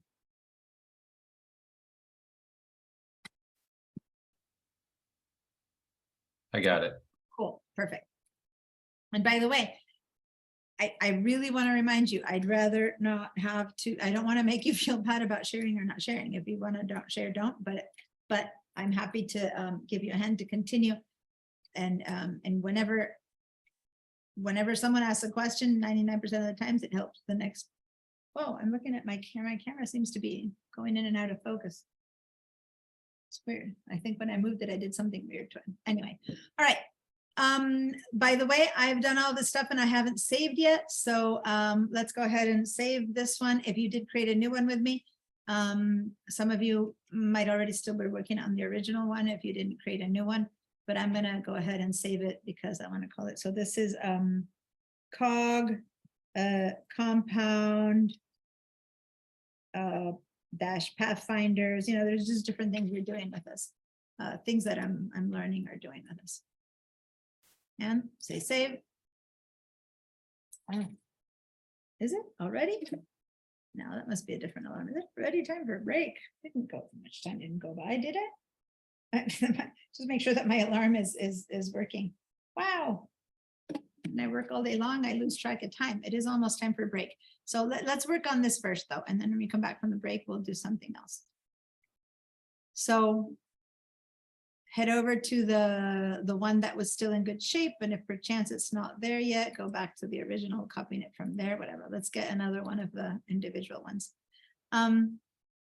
Let me share something else, and it might actually be easier to share with some simpler shapes. So let me move this out of the way a little bit, and if you want to make another artboard or something, that's fine. Maybe I'll just make another artboard, whatever is easiest to you, but to teach it's probably cleaner if I have another artboard so you can see this better. Okay, another artboard. Let me show you the tools first, and then we can apply them to the star. So here we go. I want to use those Pathfinder tools, but there's more to them than just the ones that we've been seeing. Over there's more. Let's go to the window and open up the rest of them. Here we go, Pathfinder. This thing comes up, okay? If you don't want it floating or hanging out, you can dock it in here to keep it there. If not, if you're not going to use it too much, leave it floating. It doesn't matter. There it is. Now this is the toolbar that has the align tools that we saw before over there, the Pathfinder, but you see there's more stuff. The transform, it kind of has more than what just appears on the property. So this is like everything that's available. Let's hold on to the property, the Pathfinder. Let's go ahead and create. Remember the time that we created 2 circles? Let's go ahead and do that again. Let's create 1 circle and another circle, and or just copy the first one so that it's identical, whichever you prefer. But it doesn't matter if it's identical for this case. We're not creating a new shape, we're just learning something out of it. So now let's make it different colors. So it's always easier when it's a different color to tell. I don't care if they're exactly aligned or not. It's fine if it is, but it's fine if it isn't. Okay, 2 shapes. So while you guys are creating the two shapes, let me remind you that this, had I done unite, right? This is what we just did without the alt, or you know, take away, we get that little kind of a moon. So these are the things that we did before with it, right? Okay, so I'm going to do something slightly different now. When I select both, it's still selecting both. Up at the here in the Pathfinder tool, I guess, had we clicked on this little, yeah, actually, had you clicked on these three little dots, you would have gotten the ones underneath. But it's now I have them there all the time.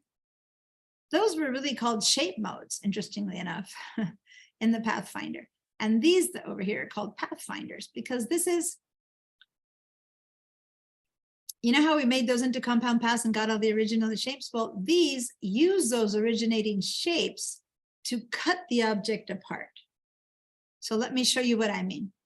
Select both again. So just watch for a little bit, you guys. Let me actually make this a bit bigger so my screen shows a little bit bigger. Just watch demo, huh? Don't try to repeat. I always, whenever I want a demo and people are doing it at the same time, they get lost. So just watch it, because this is something we haven't seen at all.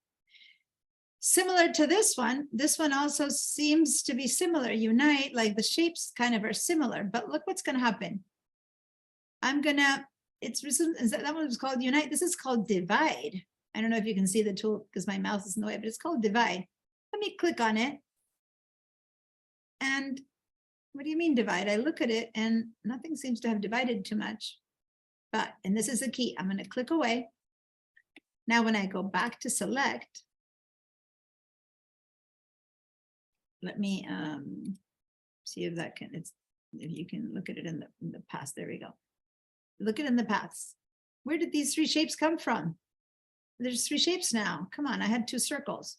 This is just for those of you who want a little bit more. You don't have to go to layers all the time. It's me saying, I have divided this into three shapes. That's what this told me. How can I tell? Well, since it's a group, I can't tell. So I'm going to ungroup it for a second, or I can enter isolation mode, double click. And in fact, I do have three pieces right now. I did divide it. Nothing got lost as opposed to here. I divided it. I think the easiest thing is to ungroup it for us to see that. And the let me do the divide, and then we go object ungroup, which is group is Command G, ungroup is Shift Command G, right? So if you want to just do Shift Command G, then you can grab each piece individually, right? So as opposite to uniting, it divides it into all the parts and pieces, which is a little bit similar to what we did with this tool, right? Remember that you could do that with this tool? Yes, Moni? Okay, so when you did that, then the middle piece is, you only have it, the piece from the green circle and not the blue one. So, because in the past we had it where there was two blue, there was a blue and a green. That's when and, you did it with this shape. But that's when you did it with okay. because you had united and whatever. Here with this one, and let me show it. What's happening is you're just, sorry, I don't want to use that tool. Let me move out of that tool because that complicates things. What's happening with here, it just divided it along the paths. Okay. And there's a path here. There's another path there. It kind of divides it amongst the paths. Just in this little demo that I'm doing a second, I can assure you, I was just showing you how it moves. I can assure you I've seen logos that look like this, which is just a simple two shapes and divide, right? Give it another color, you got a logo. Put a little head over here and it's a modern butterfly. Anyway, I'm gonna Command Z, because I was kind of use the same ones to keep showing you this. Make sure that you still have two separate circles. You can repeat, but I don't want to have repeat it. And then again, this is similar to that. It says trim, but look at the shape. Look at what it's telling. You can see what it's going to do is pretty much leave you with the front intact and the back is going to be a piece to it. So I'm going to trim it. And now when I go separate it, Shift Command G to ungroup it, the front one is there, but the back one is not there. It does many similar things of what you can do with this guy, right? This is the stuff that we learned with the Pathfinder. with the shape builder tool. It trimmed the back. So just look at the little icon and it's telling you it's going to leave the back as its own shape. So if these were squares, you would get a cute little L over there. Now, once again, designing this piece would be hard to do. Designing that L might be a bit less hard to do, but not so, you know, if I select both and I just hit trim, there you go. I already have a shape and an L. Does that make sense? So when you're trying to design shapes, consider what the shape left, what the leftover shape looks like over here, and it might be what you need, right? So in this case, this one would give me just the intersection or just the outer parts or minus back, which over here we had minus front, it would give me minus back. So anyway, I've showed you one or two of them, and you can see the big difference is this cuts it out, right? And this one didn't cut it out. So in a way, it performs the cuts that these paths would have done for you. So now you can play around with them more, but if you go to these shapes, you might want to see if I did these two, for example, the blue one and this one, and if I were to, for example, let's try, I don't know, which one should I try? Let's try this one, trim, right? When I let go, and let me ungroup it now. Oops. I know, I need to give you guys a break. Let me ungroup that, Command, Option, Shift. Now I've got, I guess I didn't do my trim. I was trying to, yeah, my blue one disappeared. I wasn't trying to do that. So maybe then combine.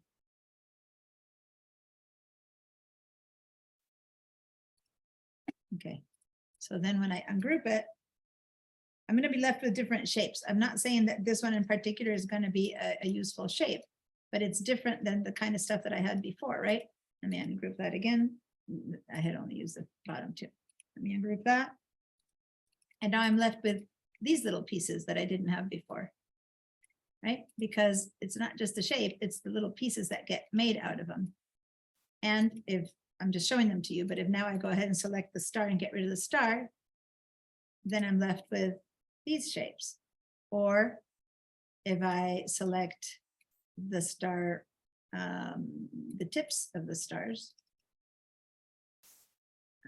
over there, select only the tips of the stars. Anyway, I'm gonna keep going like this and selecting only the tips. I think I got most of the tips. I might have a few that I don't have. And I cut that out. Oh, I was missing one. I'm gonna do that. Select that one too, and I cut that out. Then I can come over here and use that for another design. I don't know, right here, and make something out of that. Right. So consider. And you're using keystrokes to do all your cutting and so The forth. main, yes, the cutting was Command X. The ungroup is Command Shift G. I apologize. Thank you for saying that. Yeah, you can also select and cut from over here. Edit, Command X, copy, that kind of thing. So anyway, but when they're grouped, okay, that's when Command is a Command group. Command G was group. Shift Command G is ungroup, and then that selects things so that you can isolate them, right? And so then maybe you make a design with just this, right? And then this becomes something that you play around with. So you just have just more possibilities for shapes and for things. All right. These So it's shift Command G is ungroup. is ungroup. Shift Command G. Okay. And then you're left with other stuff that you can play around. So these are more like dividers. This always kept the piece in place. This one divides, which is not that different of what you could have done with this one, but sometimes this tool takes a little bit more doing to imagine what you can do with it. These you can just do and play around. So like, go ahead and make later on your own, make a page with like 10 of these combinations and then apply a combination to each and see what you end up with. You're going to end up some funky shapes. Now these are basic rectangles and circles. Imagine if you have some complicated shapes that you've been working with, and then you start applying that to them and you can get some pretty cool stuff out of that. Now, let's save whatever it is that we've done. give me some screenshots, and then let me give you the path, the Padlet link. Here's the Padlet link. Post some stuff, and then let's take our break, and then we come back. We're on one of those choices, and I only had 2 or 3 people. Someone said the mountain scenes, and then one said the most difficult one. That's it. Those are the only choices that you guys made. Although 2 of you said mountain scene, Anna and Moni. So if you come back and have another vote, we'll go for another one. Otherwise, I guess we'll start with the mountain scene. Yes, Fabio? Oh yeah, I was gonna ask if is there a way so that you can like move those triangular shapes that we created at the end in a way that they stay like at the same distance but move them wider? I don't know if I explained myself. Yeah. Oh, Like- these yellow ones, you mean? I No. mean, yeah, just keep them like they are, but move them more like Move them out like Um, this? Make them more spaced, you mean? Or yeah. if I now were to Oh hold yeah, down you treat it as if I were to hold on the shift shift. Yeah, I get key it. Okay. to this and make it, and make them bigger, then Yeah. is that what you mean? Well, but then they They get they're bigger or still the smaller? same distance. Yeah, I see what you mean. Yeah, I see what you mean. I don't know. Not that I can think of. You're saying you want these exact ones, but you want them here, the same shape they are, but out here. Yeah. I see what you're asking. And offset, maybe offset pass. Let me think. No. Not in any way that I can think of right now. Okay. So how would you do that? Like, Copy these, align them to a pat. See what he's trying to say is you want the shape not to get bigger. When I do this, they get smaller or bigger, right? He wants this exact same set, yeah. but to have them be like in that size outside of this. I think that the best thing would be to create a star that size and recut them, and then you have them to the size that you want. Does that make sense? Yeah. It's easier than but your question is good. Sometimes it's easier to not draw something, but to begin it, right? And so if I were to want to do what you said, maybe the best thing is to actually go back to that star, create the star the way that I want it, with however many tools I want it. But I want those tips to end up, and I'm doing it thinking I know what I want now, right? So what I want is stars that are that shape, but that are bigger. Then maybe what I need to do is create this shape, right? Then put this, I'm gonna make it another color so it's clear, and then I need to bring it up front. Give me a second. I'll move it up front.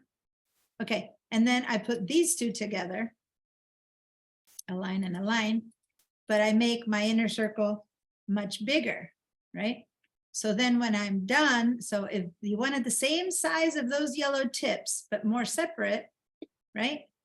Then basically this green looks about the same size as that now, maybe a little bit bigger, right? But I had to recreate it. Now I'll select those two and I'll do minus front. And there you go. There I have my, see what I mean? It's almost the same size, but I just had to redo it. Does that make sense, you guys? Yeah. Make it green. I just had to redo it, which it took me 2 clicks to redo it versus it would have taken quite a while to figure out how to make these end up in a different configuration. Does that make sense? And if I make them smaller or bigger, they aren't the same, right? So I actually had to make the whole thing much bigger to get that, but further apart from each other with that size. Thank you. You're welcome. I'm saying you're welcome also to Saul, who just said something. And so that was, I'm glad you asked that, Fabio, because yes, modifying an existing thing might be harder than redoing it when you know the way to do it. Just do it in a different way or shape, try something else. And then you end up with, I like this set that we got to, and I would not have been able to do that easily. this around. Is that the way so you can see it? Had I had this to start with, okay? And I'm gonna group those again because I didn't group them and they're hard to move. So there you go. All right, let's save. Let's take our break. What time is it? It's 3. Is it 3? It's 3:02. It's okay. Let's do 15 minutes, 3:15. Be back. So it's really 12 minutes back by 3:15 p.m. All right. Make screenshots, post stuff. I want to see what you're up to back there. What you're coming up with.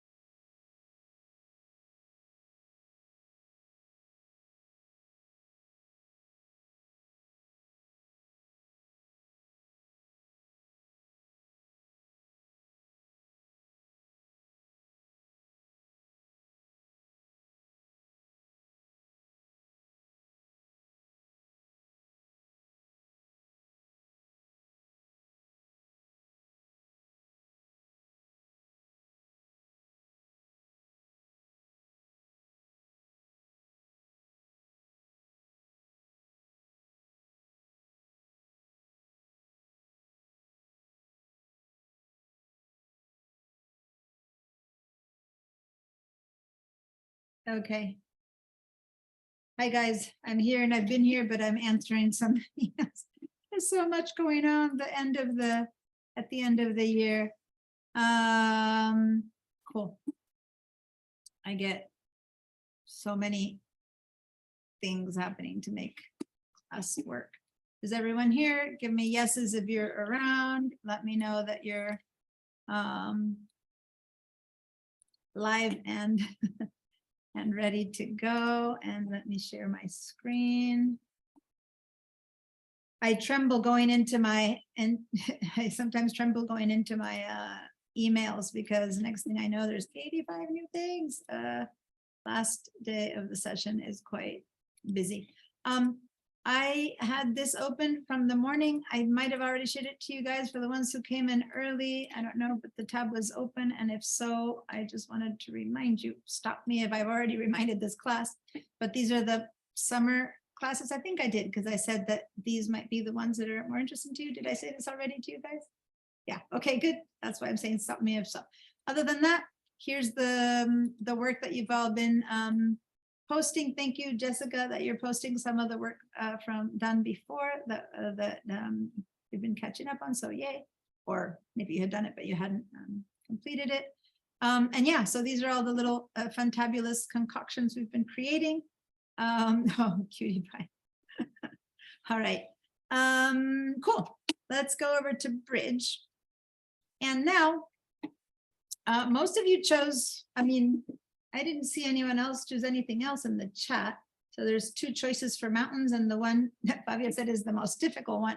And maybe let's not go with most difficult, but maybe the one that there might be some more chance to apply these things that we've been saying. And I know that we applied a lot of that doing the donuts, but let's see if the mountain has some of that.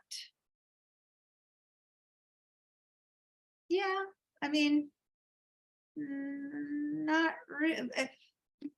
This one might be something like we might do some cutting off to get the clouds or stuff like that. These seem more straightforward shapes. I'm happy to have us try this one. It has some gradients and stuff.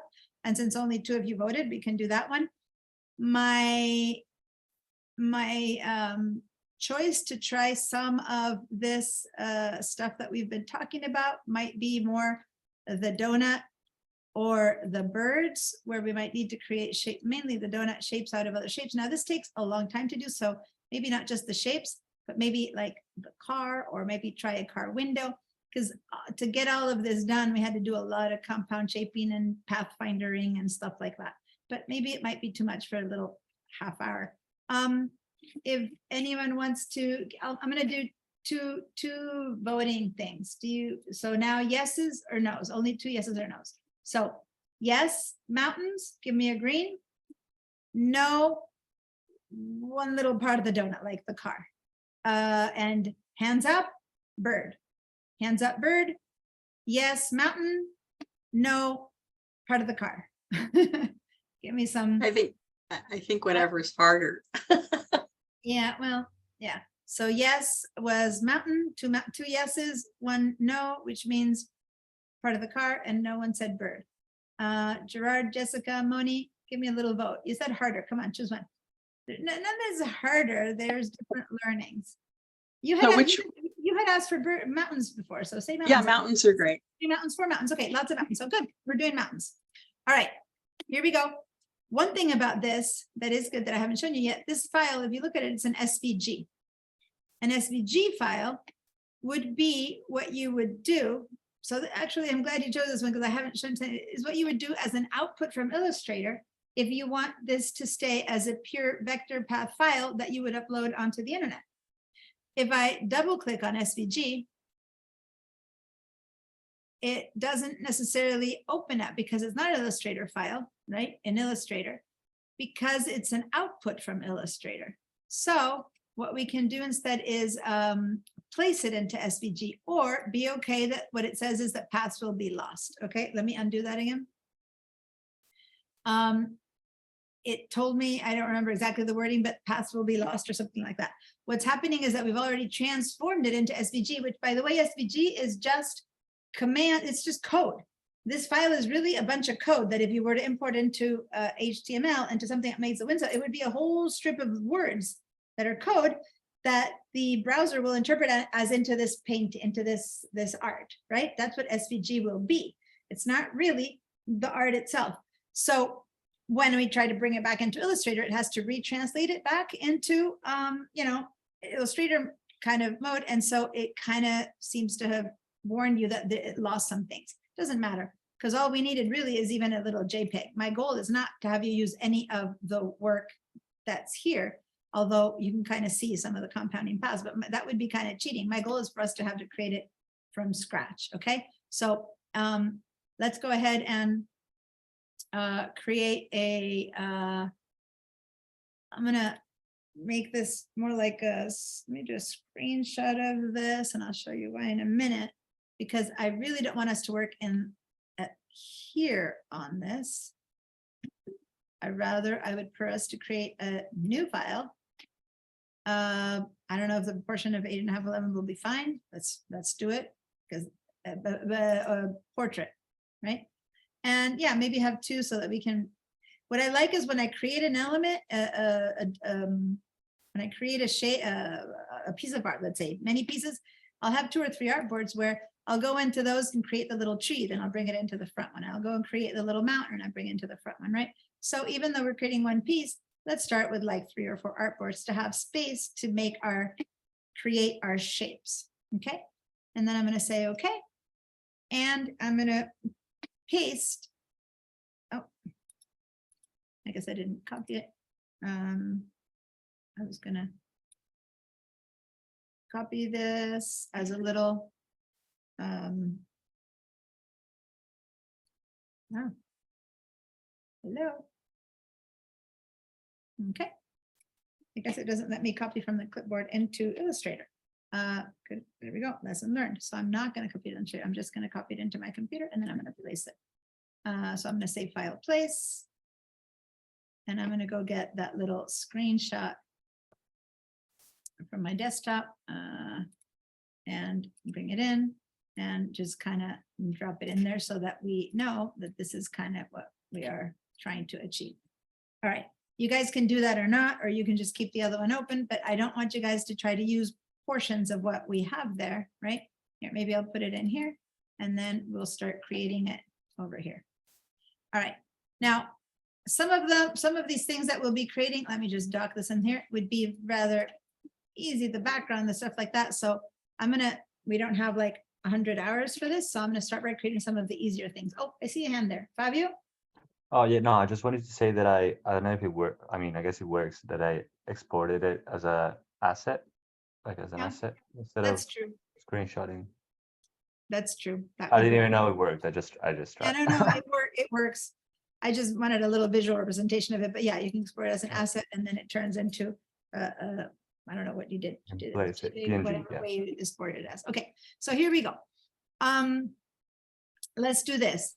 One way to use this, if you want to do it, and you guys don't necessarily have this, but if you were to have a JPEG of this, right? In Illustrator, I think I've shown you that before, is you could just kind of lock it and in the layer and use it as like a template now to then when you create your mountain, for example, you can create it exactly the right size, right? Something like that, because you have it there. But I'm going to assume that since I didn't give you guys that, and you could maybe what you can do is import. Could you place the SVG file itself in here? I'm curious. I don't know if you can place the SVG file, and I want to know if you can. So give me a second, because I always want to learn. What was the name of this file? Let me go see. It was called landscape. So could I place a landscape file as an NSVG? I'm curious. No, same thing. It wouldn't. Okay, there you go. I just wanted to know that. And no, you can't place an SVG file. Or it did let me. Oh, interesting. It did let me place it, but it just warned me that something would be lost. Okay, never mind. What I want us to do is to imitate it, not to do it exactly right. So let's imitate it, okay? Let's start with the clouds. We can let's start with what you would consider more complicated, to say the truth. What you guys, what do you want to start with? Which shape do we want to start with? You want to try the hills, the clouds, the sun, the mountains? Whoever talks and speaks gets their choice. Go for it, somebody. What part should we make? We're not The going to make the mountains? whole thing. The mountains. Okay, good. Thank you, Fabio. Thanks for speaking up. I appreciate the choice. So let's do the mountains now. Triangles are, of all the shapes that we have, not the easiest ones to make. And if you're trying to draw it with a shape, you could, but who knows if it'll be right or whatnot. So let's see, to challenge ourselves with what we just learned, you know, we could just create 2 triangles, make one darker than the other. Let's see though, let's try what we just learned. Let's see if we can make the shape out of existing basic shapes, because I know that with these shapes I could make a triangle, but I'm curious to see if what we just learned might make it easier or harder. So I'm going to start by making a rectangle. I'm going to fill it with a purplish color. I don't have that purple, but if you do have this art and if you had it, you might want to use it with the eyedropper, click over here and make it exactly right. Does not matter whatever color you make your circle, but this is just a little bit of a reminder. You could go over here then and create a new swatch out of that and call this one sunny mountain purple, right? Because it's the sunny side of the mountain. I don't know. I'm not going to have us create all the colors. Just a reminder how you create colors. And then I can click on the dark one and then say plus, because I know some of you guys go and watch the recordings later, and now say dark side of the mountain, right? Something like that. And then you pick up all the different colors. But right now, I don't really care that you get the right colors. It was just a reminder. And by the way, notice that I made them global because that's the automatic one. And I didn't really mean to make it global or not, but at first glance, unless you turn it off, they appear as global.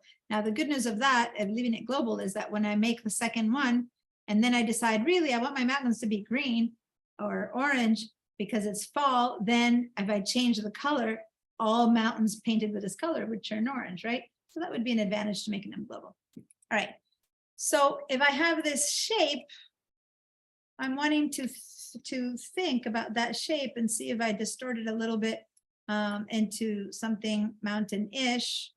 I would start by clicking on one of these and maybe pulling it up a little bit, you know, to kind of create one side of the mountain, and then maybe eliminating this one. Do you remember how to eliminate an anchor?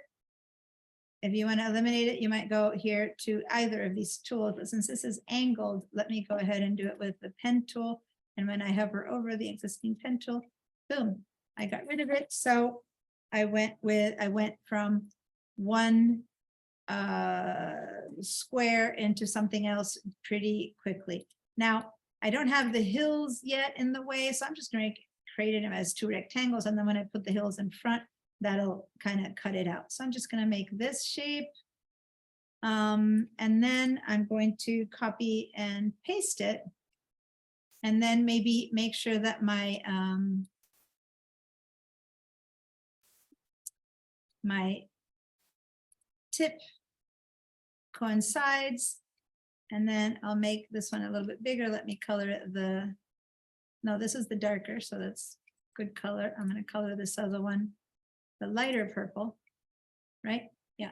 And then when I go behind over here, I'm going to put the dark one in front of the lighter one. So right now, I kind of have the beginning of that, right? And I'm going to go for the arrow and get that going. Okay. So if this is the shape that I have, what needs to happen next probably is I'm going to get rid of what I don't need. Now I'm just thinking this through. You guys can do it your way. There's 20 ways of doing this, but I'm thinking it through this way.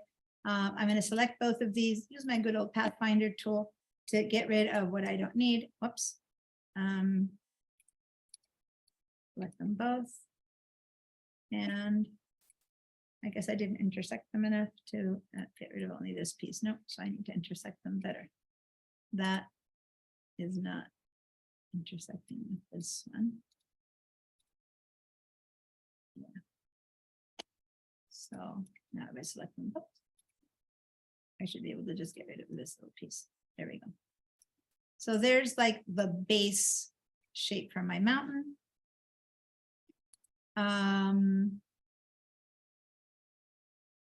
I could group them, right?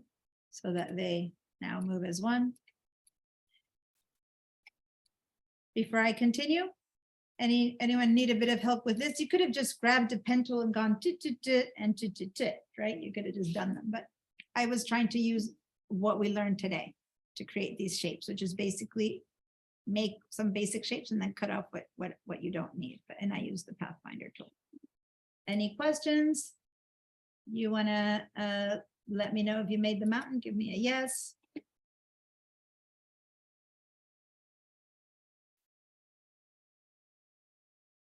I don't want to move forward and everyone's still struggling to make the mountain, or maybe you've moved forward and already made the snow. But right now I'm going to go with the ones who are still working on the mountain. If you want to keep going and make another, maybe go and make the trees or stuff like that while I help people with the mountain. Could you make another mountain and we can watch you real quick, because I'm. Yeah. So I started with, let me first, hold on. Moni has a specific question, Moni? No, I just didn't have them out yet. I'm still working on it. Got it. So I started with a rectangle. I'm not saying this is the best way, but I wanted to use what we did before. So I just made a rectangle first, right? And then I moved back to my selection tool and I just skewed it a little bit, just to begin with the tip of the mountain shape. And so you put your mouse on the side and skew it. Then a rectangle, a triangle really needs 3 sides. And so I went to the pen tool and hovered over this bottom tip and just clicked on it to get rid of it, right? And then if I had, let me undo that. Had I used the curvature tool to get rid of it, I would have had to select it and hit the delete key. So with either one of these, right, I could have done that. I can even with the white arrow, you know, even with the white arrow tool, I could have clicked twice, one time and another. Once it's selected on its own, I could have deleted. So any of those 3 ways would end up giving me a 3-shaped thing, right? So whichever of the tools you use, now you have 3 shapes. Oh, I'm going to use the white arrow tool though to convert it into a bit more of a tippy one. And so remember, if I first select with the white arrow tool and try to move one, they all move. I need to click one more time to isolate this one from the rest. And then I give it more of a tippy kind of shape. And it's they're kind of falling over. That's why I left it like that. Of course, I could put this one over this to see how much this, you know, how real it is that this, not bad. Not bad. So I made one triangle. So we got that triangle, Gerard?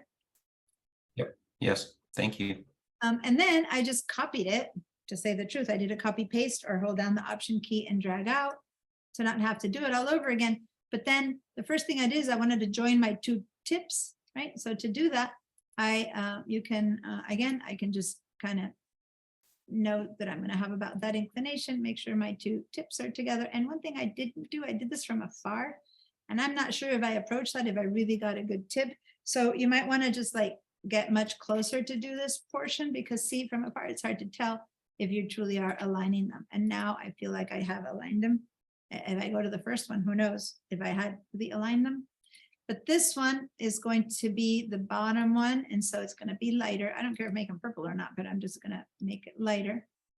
And so the lighter one needs to be in front, right? So then I went to the layers and put the lighter one above. Cool. So that kind of gives me the beginning shape of that. The ending doesn't matter so much because they're going to be, you know, covered by mountains. But I'm going to grab these 2 and get rid of what I for certain don't need, and or just use, this is what I did before, or I could just use the arrow tool right now to just bring this in and bring this out, you know, and kind of get to some place, as I said, it doesn't really matter that it's that way or not, because that's going to be cut off by the curve. So this one's a slightly different version of the same thing. And once I have my two triangles, and by the way, had I used the path tool, I could have just done right? And then another one, right? And then just join them. So that's another way to do this. And it might have been easier, right? So different ways of doing the same thing. I'm going to get rid of these just to not have too many going on. But did that help? Mhm. Thank you. Right? So now I'm going to get rid of these two and I'm keep working with the first one just to have a bit more space. All right. Any other ideas of how you might want to proceed? Instead of me doing it for you, give me some ideas of what you think would be, you don't, it doesn't care what tools you use now, but with the snow, for example.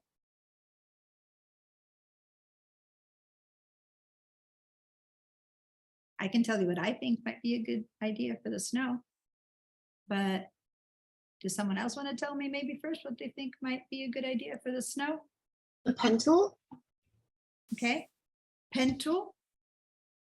just draw it. One idea is the pen tool and to draw it. Great. And perfect. Go do that. Another idea. The one that I might use. I mean, I told you already how doing the paths, I just showed you the quick triangles was much faster than when I did before. So yeah, drawing it with a pen tool is a perfect good idea. I'm just trying to push to any other idea, just to use a few more things that we've learned, not for any other reason. All right, so what I'm going to do is I'm going to try to keep the tip identical, see how it's identical. So I'm going to copy the exact same shape, drag it out here and make a second one, right? I'm not going to color it white yet because then I won't see it, but let me color it like 2 tones of orange, right? So I'm going to go with a lighter orange for one. And my second one's going to be the darker orange, because if I color them white, I would have to change the color of the background. So now this, again, it'll be faster to do what, Amber said, which is draw it, but I want to challenge ourselves. I'm going to ungroup it first to make it a bit easier. Command Shift Group. To think of the other things that we've been learning. So I've selected with the white arrow tool, right? How about if I add some paths here? So I'm going to, some anchors. I'm going to add some anchors to this. I'm going to add 1, 2, 3, 4. I'm just adding some right now. I probably added too many. And now I'm gonna, you have to bring them all up a little bit because this has to be small. Let me just take this out of the way for a minute. I'm gonna add these. Oops, no, I changed the shape. I didn't want to change the shape. So no, what I'm gonna do is grab this.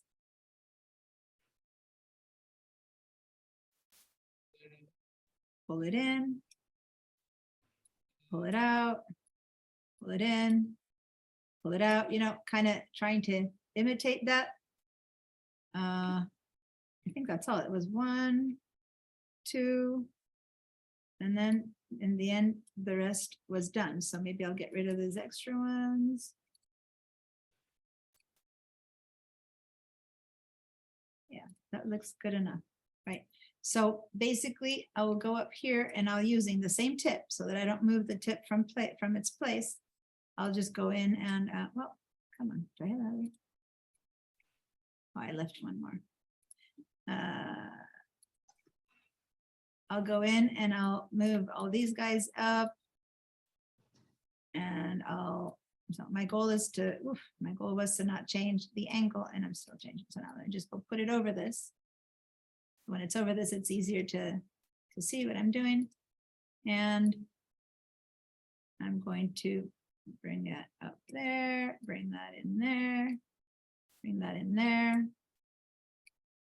Okay, bring this one up there. Grab it from there, move it to the end. So I'm kind of making a little bit of a shape.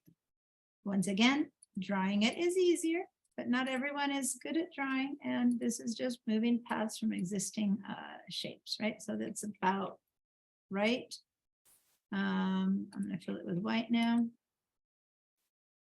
That's my first snow. I should probably make a pink, a blue background so that you can see it. Let me make a blue sky behind it. Otherwise, it's gonna be hard to see that snow anywhere. So there, I'm throwing some white background. It's not the right color. There we go. And now I move the second one in. This time I'm just gonna do it straight there. And I'm just gonna alter the, I'm gonna add white selection tool. And I'm gonna make sure that this touches the same point. I need to get closer. And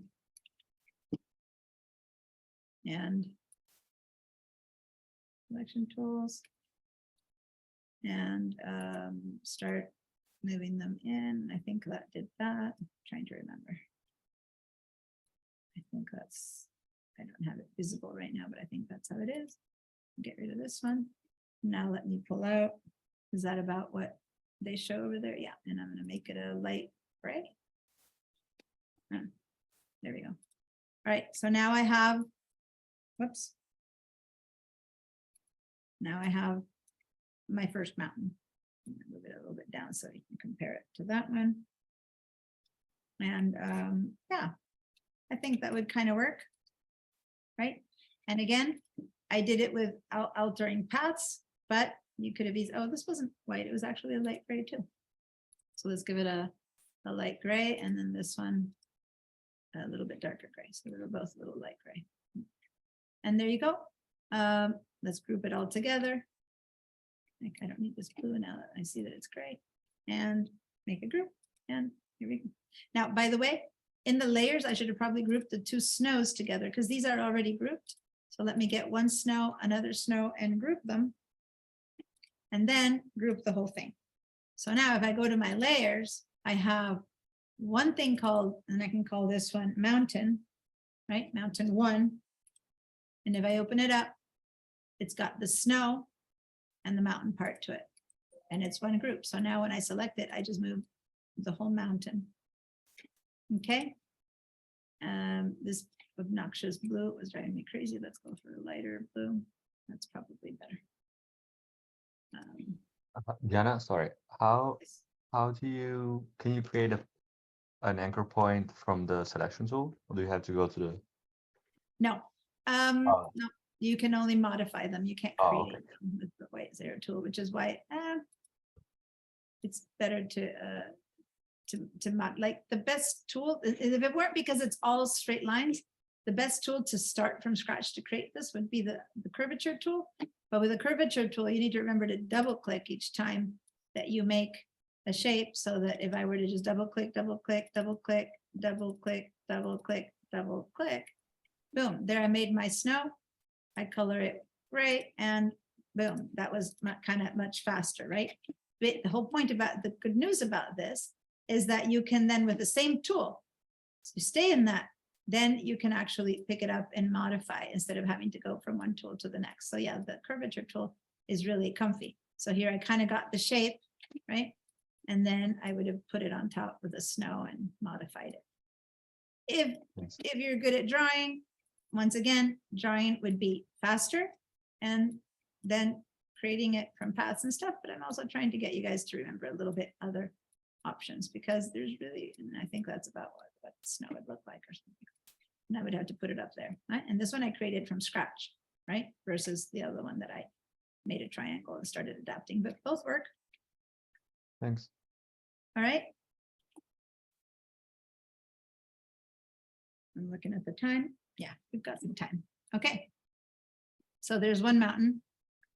Now, if I want to create my second mountain, we would just duplicate and modify the snow a little bit, right? But first I'm going to stop and help people create their first mountain. If you want to go ahead and move on to your second mountain, please do so. How's it going, you guys? Give me a yes if you're fine. You might still be making it, but you're fine. Give me a no if you would like some support and some help.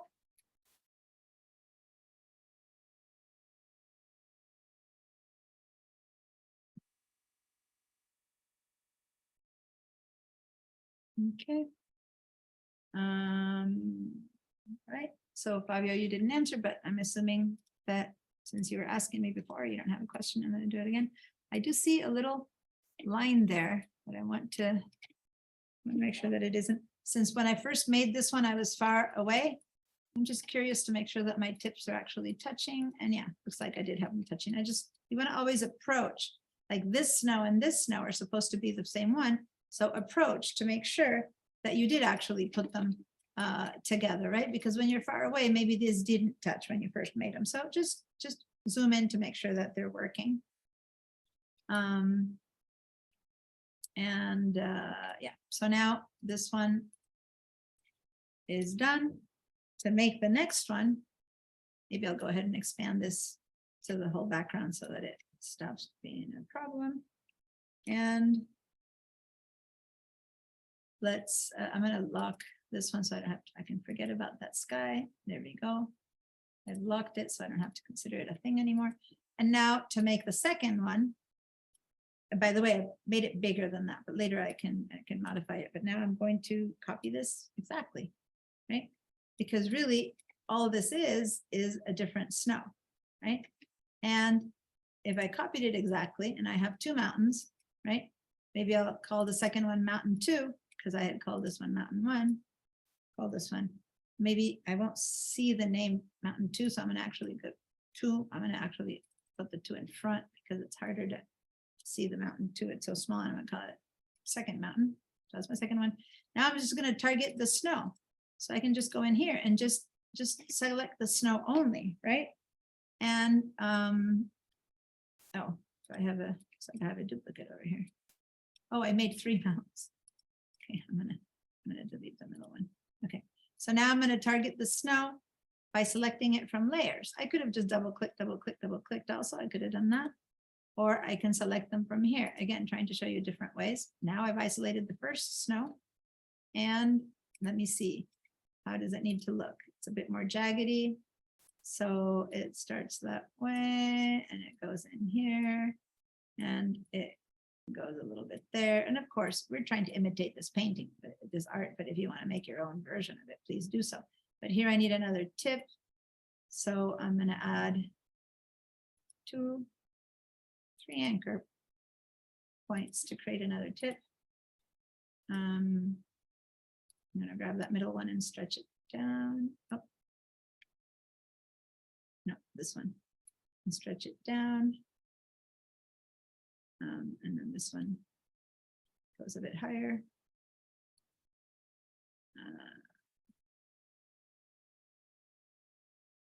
Yeah, I'm just trying to imitate those, right? So yeah, as long as it's kind of there, that's good enough. Ah.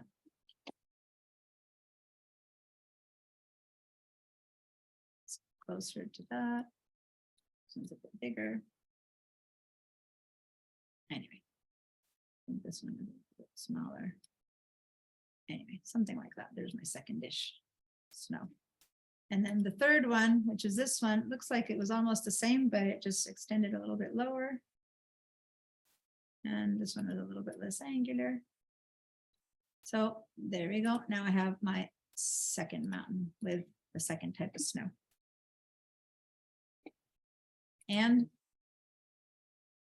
the order, the position of these, my second mountain should be behind my first one. So I'm going to alter that so that when I go over here, this one is behind the first one. And kind of like, there's my 2 mountains. They have the snows touching, whatever. There we go. Now I have a feeling that when I put the grass and everything, I'm gonna have to make them smaller. In fact, not so bad because I'm gonna cover a lot of it with grass. So somewhere over here, go the 2 mountains. I'm gonna save because I haven't saved any of this yet and I don't want to lose it. So let's call this one my landscape. Let me just call it landscape mine because that way it sits in the same landscape _ Diana instead of mine. There we go. And I'll say, okay. Now, one thing I'm noticing is that since I'm doing this on the school computer, I should upload these to the drive, or when I get home, I won't find any of this stuff. because the other day I wanted to pick up on something I'd done here. It's not there. Let me go to my shared drives. All classes 10. I'm gonna throw in here all the stuff that I've been doing here.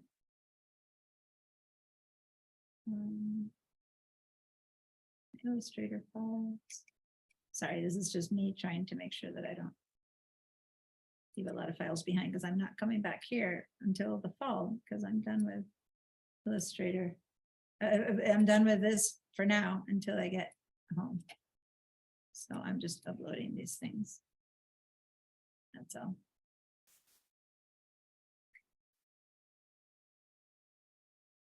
Okay, how's it going over there? You guys good?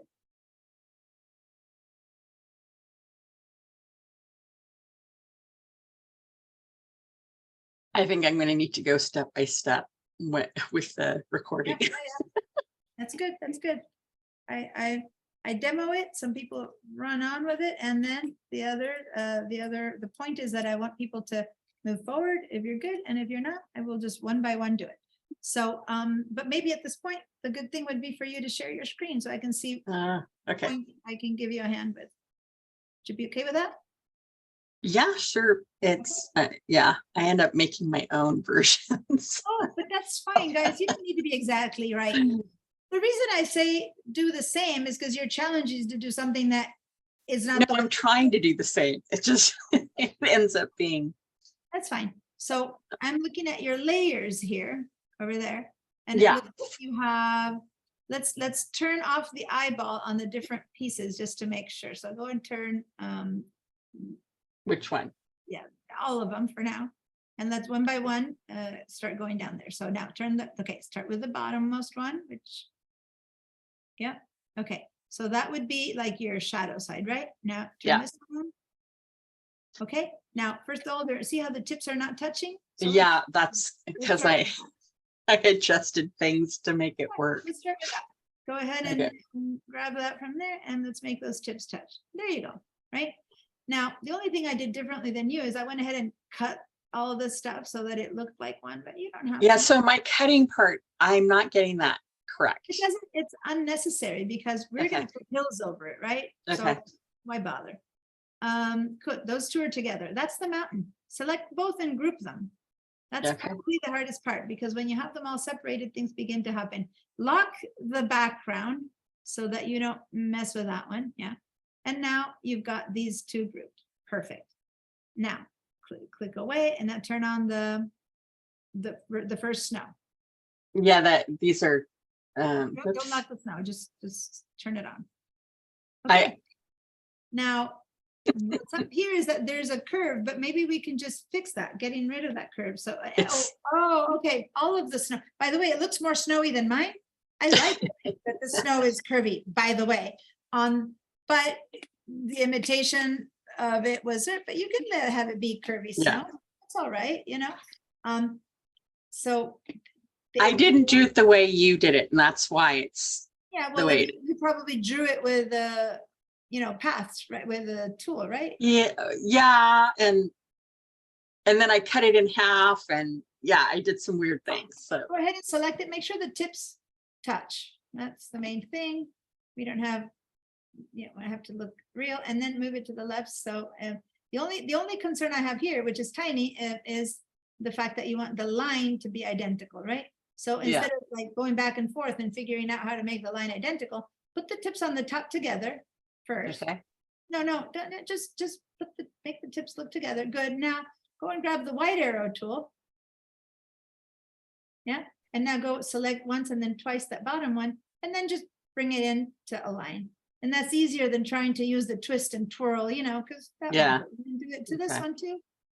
Oh, now you have two tips there. So you might zoom in. You have a bit of a bit too many tips in there. So yeah, click away again to see there's two anchors. Okay, click on Yeah. one, grab one, move it over, and then we'll just get rid of the other one. Just move one over. I think I can do it now. There we go. Move it. Yeah, Just kind make of. make it touch. Make it touch the edge. Just keep going. Make it touch the edge. You do a lot of zooming in and out with Illustrator. Okay. and Yeah. then, zoom out a bit more. And what we need to do is get rid of that line in the middle, like that path is the one that's curving things up. So go up to the pen tool or the other one. There you go. Perfect. And if you want to straighten out those, it's fine. But in the end, it looks more snowy than the other one, right? Okay. So your choice. And now let's turn the last one on. And there you go. All you need to do is modify those paths again, right? Okay. All All right. Arrow tool, align it. There we go. And then on the other one, align it and put it at the same point that that one is. Oops. And Yeah. there you I'll go. have to adjust the, And you got it, right? Yeah, okay. Yeah. Perfect. I'll make it, I'll adjust it. Join those two, join the snow together, and then Okay. So, yeah, I think part of it is the cutting part. So I got around it, but anyway, it doesn't matter. I can do you always, want to try? Let's cut it. Let's go. Do you want to cut the bottom, the two bottoms? to make sure, it- just so I know how you did it. In the end, you don't have them overlapping so much, or it might be harder, but go ahead and make sure that you connect the snows, make them a group so that Yeah. they don't connect too much. It's easier later not to have to fix that. Okay, and now when you select the bottom parts, so not with it, you're gonna have to do the selection tool, not this one. Oh. Yeah, and in your case, it's interesting because you don't have much of a tip left over, but let's try it. Put on the Pathfinder tool, go select the Pathfinder tool. Down, down, on the left, no, not On the Pathfinder, left. not the Pathfinder, what's called the shape builder, sorry. Oh, Is it- is it that one? Yeah. Shape builder, okay. And now hover over the pieces and you'll see that little tip that's one too many down there. Yeah, hold on to the Okay. option key and just on the bottom thing, click on that option so it goes under option. And Is then- it option is or so control? alt, yeah, and click on that. Now click on that. Wow. and Okay. Alt, and there you go. So the thing is that you have Yeah. another shape there, but there you go. That's the idea. I can straighten it out. Yeah. Because actually it's here that needed to be. Okay. I think the best Good. thing Now here I is- understand. the best thing here would be to grab the white arrow tool on the final mountain. If you want it to look a bit better on the perspective, Oops. whoop, careful, you gotta move them all now together. Go get the white arrow tool, go clip the furthest right tip of your mountain way out there. Select it and then select it again. And then you can just move it up so that it has a bit the right, Okay. and then you can fix that enough. But there you go. Now just select both snow and mountains with your selection tool. Okay. And then group it all, and that's your first one. Okay. Thank Now, you. I'm noticing that the snow moved a little bit when you Yeah, moved I'm that, gonna I'll take care of that. go to the white tip and fix that. But there you go. Okay. Thank Right. you. Good. Can you stop your share? Thank you. How about everyone else? I'm seeing yeses, but I don't know if they were old yeses or not, so I'm gonna clean them out. Just call me if you need something else. You're okay with the two mountains? It's Fabio. I forgot how to add points to the star. How do you call Okay, it? how to Right, add anchors? So you have anchors. to use one of the two tools. Paths. No, I mean when you're creating a star. How Oh, do you got it. multiply? how do Okay, you so I'm gonna add? make the star here. Okay, well, Yeah. since we're there, let's go ahead and make that sun. Let me just point out that in the original, before I show you that, in the original, this is not a very pointy, it's funny because everything else is pointy, but the star is not. See how it's a little bit rounded, shapy thingy? Just, why not try for that? It's funny because everything else is pointy, but for the sun they didn't. So just I'll show you how to do that. As a pointer. So now star, grab this, I'll make the sun now, grab the star, even if you're still making the mountains, hold on, and I'm going to show you a bit of that. Start making a star. And I already had one because of the sample I gave before with many tips, but the first star is kind of like that, right? Yeah, no, you're not showing your screen. Oh, thank you, Amber. You guys, when I show stuff and I'm not showing it, well, let me know. Thank you, Amber. All right, Illustrator. Okay, grab your star. And this is the key. When you pull it out, don't let go yet. Okay, don't let go. If you haven't let go, if you want to let go, too late. Just undo it. You can, right? So start creating it. And then in your keyboard, you have the arrows that go up or down or left or right. Let's start going up, up, up, up, up to make many, many, many, many more tips. But in this case, that's not enough, right? I'm gonna let it go for a minute to show you what I mean. Because we still need really short tips, not this, okay? But if I'm at this point, I'm gonna put it there just now. Had I not let go, I would do it now, but since I did let go, when I pull out another one, it's the same as that. And now what we need to do is make that inner circle. Let me undo this again. This inner circle has to be much bigger, see, to have my tips be shorter. So that's the part that's a little bit more complicated. So I'm going to pull out my star, right? And I'm going to hold on to my command key to make my tips shorter, or control for PCs. Make my tips shorter. See that now I have kind of that shape-ish, and then let go of the command key. Now I can make it bigger or smaller, and I've ended up making my center point bigger, kind of like that. It's not identical, but it kind of works. Now, let me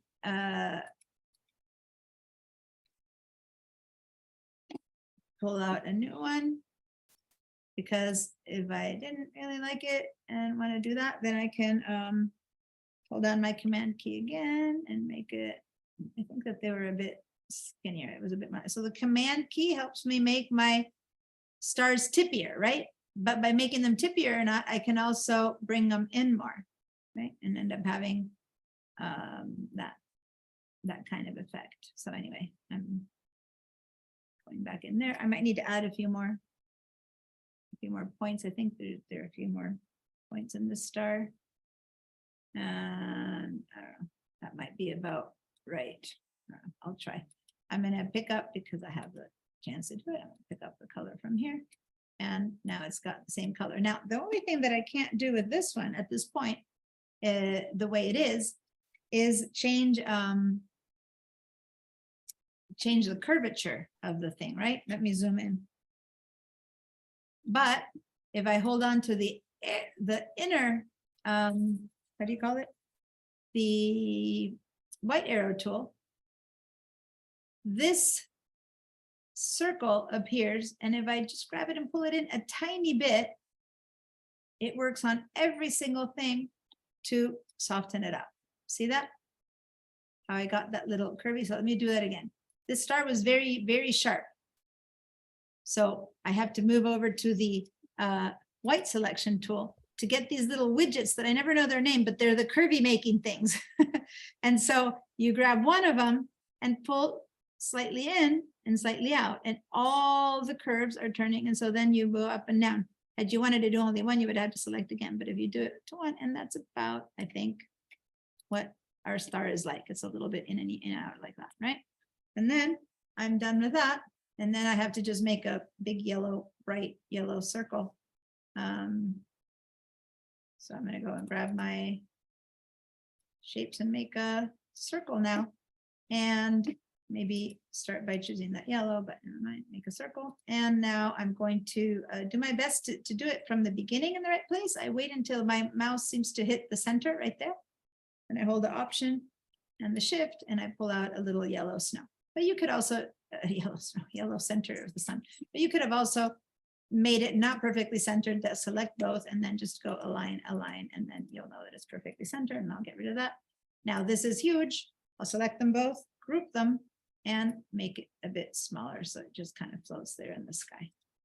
Okay, so if anyone needs a hand or help with the sun, let me know. That seems, maybe I have a few more tippies than that one. That seems goodish enough-ish. How you guys doing with the sun? Give me a yes if you're fine with the sun. If you want one-on-one on support with the sun, let me know. Looks to me like my inner part of the sun is a bit bigger than that one. If I want to go identical, and this is only because I want to show you, remember, you're not stuck with what you have. You can double click if you grouped it, and then selecting only that part of the group. I'm going to hold the corner again, hold Shift so it works from the center. Let go, Option so it works from the center, and then I made it smaller. I don't think proportionally which one's right, but I think that's somewhere in between. There you go. There's my sun and my mountains. I've never made this painting, by the way, this drawing. This one is one I threw up as a sample and I've never worked on it. So I'm just kind of guessing, but the guessing with things that I've taught you, right? Pretty basic stuff gives you complicated results. All right. Gerard, Jessica, Fabio, Amber, how you doing with the sun? And if you already did it and you moved on, say yes. But if you're struggling with it, I don't want to move forward until I help everyone with it. Okay. So if you need help with the sun, please let me know. I haven't heard now from Gerard or Amber. So how are you guys doing with your sun? I haven't started, but I don't need help. I don't Okay. work in binary. in this field. Okay, I'm great. working on it. Working on it. Okay. And it's fine if you don't need help, don't call me. Do your thing. Other than that, I'm sure I'll need help. all right. Do you want to share your No, screen? not yet. I'm just saying When you get to it. Got it. that's an eventual help. No, that's fine. Let me say though, hold on, I didn't mean to go and undo that. Let me redo that because that was better. I went and did some stuff. Let me just say that I'd rather, if you're still trying to like working on the mountains and you got it, you know that it just needs more work, then stop working on the mountains because you'll make your second one later and try to do this so that then you hear what the trick is to getting the sun, then keep working on the mountains. Or if I now say, well, let's move on to the trees or to the hills, work with me on the trees and the hills and then go and finish the sun. Does that make sense? Mhm. Just so that you can see whatever trick there is to it. And it's not necessarily a trick, but what idea. Now, I'm gonna, the stuff that's kind of finished, so it doesn't keep making sense, I'm gonna keep locking it. So I'm gonna lock my two mountains and I'm gonna lock my sun, right? So now I can create my hills or my clouds without having these move around. Even if you're not done with them, when you wanna work them again, just unlock them and modify them, change them, you know? So what should we tackle next? The hills, the trees? Who wants, what do you guys want me to tackle next? Maybe some of you already worked ahead. Let's and- do the hills, then we can put the trees on Okay. top. Great. The hills. You can either create a bunch of ovals overlapping them, which might be the best way, or you can create a bunch of ovals with your circle. Now, since these are pretty regular ovals, why bother creating them? In this case, I do believe that it might be easier to first make the regular circle, and if we need to modify it. So just use the basic circle tool. I would certainly do that. I'm going to go ahead and start making them yellow. It's what I have in here, or let's choose a green, but we're going to have to create a gradient, right? So for now, I'll just choose a green tone, whichever, to start with. So you can go over here and use whatever the greens you have. And I'm going to start making some ovals. So I'm going to start with the furthest back one. That way I don't have to then change the layers. So I'm going to start maybe trying to make that one. And you're going to be able to change the order of this as much as you want. So you can not worry, but these are going to be big ovals to have these kind of big, huge curves. So you're going to go way out of bounds, right? And we'll start with one. We might even want to create the gradient now so that then later they all just come out with a gradient. So why don't we do that? With the first one created, let's just go and make a gradient. That's probably a better idea. Let's go over to the fill. Nope, let's go over to the gradient tool, right? And over here, we can, what's the best way to create it from 0? I'm going to click here on type. It's going to be a gradient. In this case, it's going to go from dark to light. So I'm going to kind of move it up. No, the other way around, dark to light, kind of like that-ish. Yeah, so I'm going to do that. That's kind of the gradient that I'm going to have. Might need to move it up a bit more. And now let's choose the colors for that gradient. So I can just do it here and right now by double clicking on this guy and choosing maybe from here my light green, or since I happen to have this there, I can choose my eyedropper and choose my lightest light green. But if not, just double click and just, do it that way. And then double click on the bottom one. Either choose the dark green that you have or click over here and pick a dark green. But this seems to be using the colors that come with because I just chose 2 greens from the swatch and it worked, right? And then later, maybe you can modify how fast or slowly it gradates, but that kind of works for me.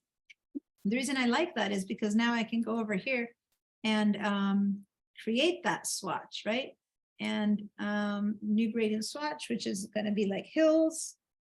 And there you go. Now, every time I make something, I'll have that same gradient. So again, how did I create that gradient? So we can start from fresh. For those of you who need to catch up, I'm going to start with an oval and I'm going to have a flat color to start with, right? Like a pink or whatever.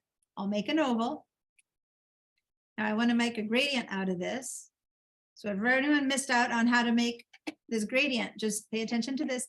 Go choose the gradient tool. Just down here, right above the eyedropper. And now just anywhere, click and drag. At first you have no idea how that, oh, here's my gradient tool. Let me just move this into the active part of the tool, the gradient tool, and why is my gradient tool? I had it locked or something. Oh, yeah. I first have to turn it into a gradient. Come over here under gradient and choose a gradient, like, one of these gradients. I'm going to choose this gradient. There we go. I've made the gradient. And now begin to modify it. And I can tell that I don't want it to be side to side. And so I try up and down. If you try down to up, clearly it's the up and down to get the higher hill. And then mine just came out those colors because it's the last one I made. But in your case, it might be black or something. Just double click on the little spot right there and choose the light green. There we go. And then double click on the bottom one and choose the dark green. And there you go. Now, if you've made your gradient, you want to save it. So go here where you have the little mini gradient showing up, or swatches, and then click the plus to turn this into a gradient.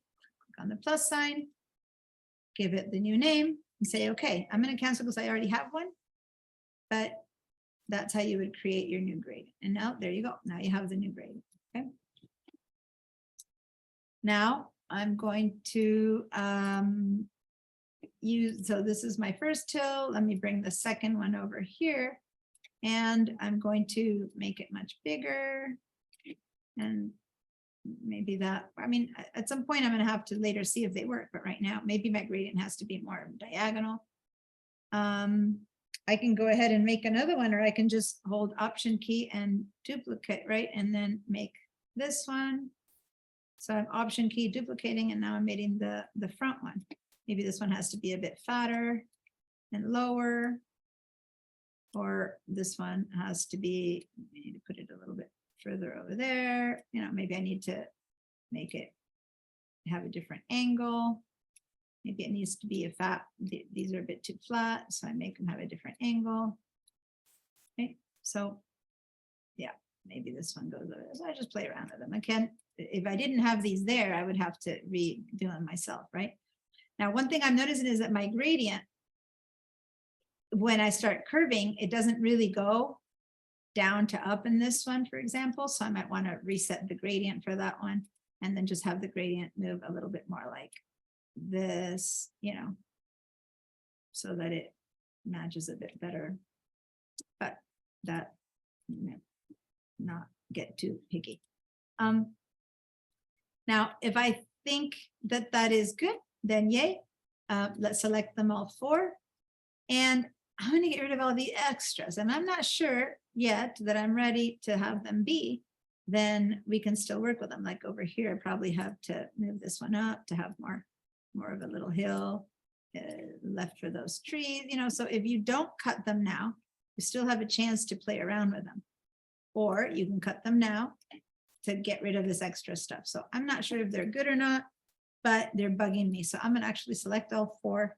I'm going to copy them and put them somewhere down here so that if I really want to change them, I still have them somewhere. And now these 4, I'm going to do the good old tool, Pathfinder tool, And I'm gonna get rid, oh, no, sorry. Guys, this is important. Watch this. I'm gonna turn everything else off so you can see very clearly what I'm doing. I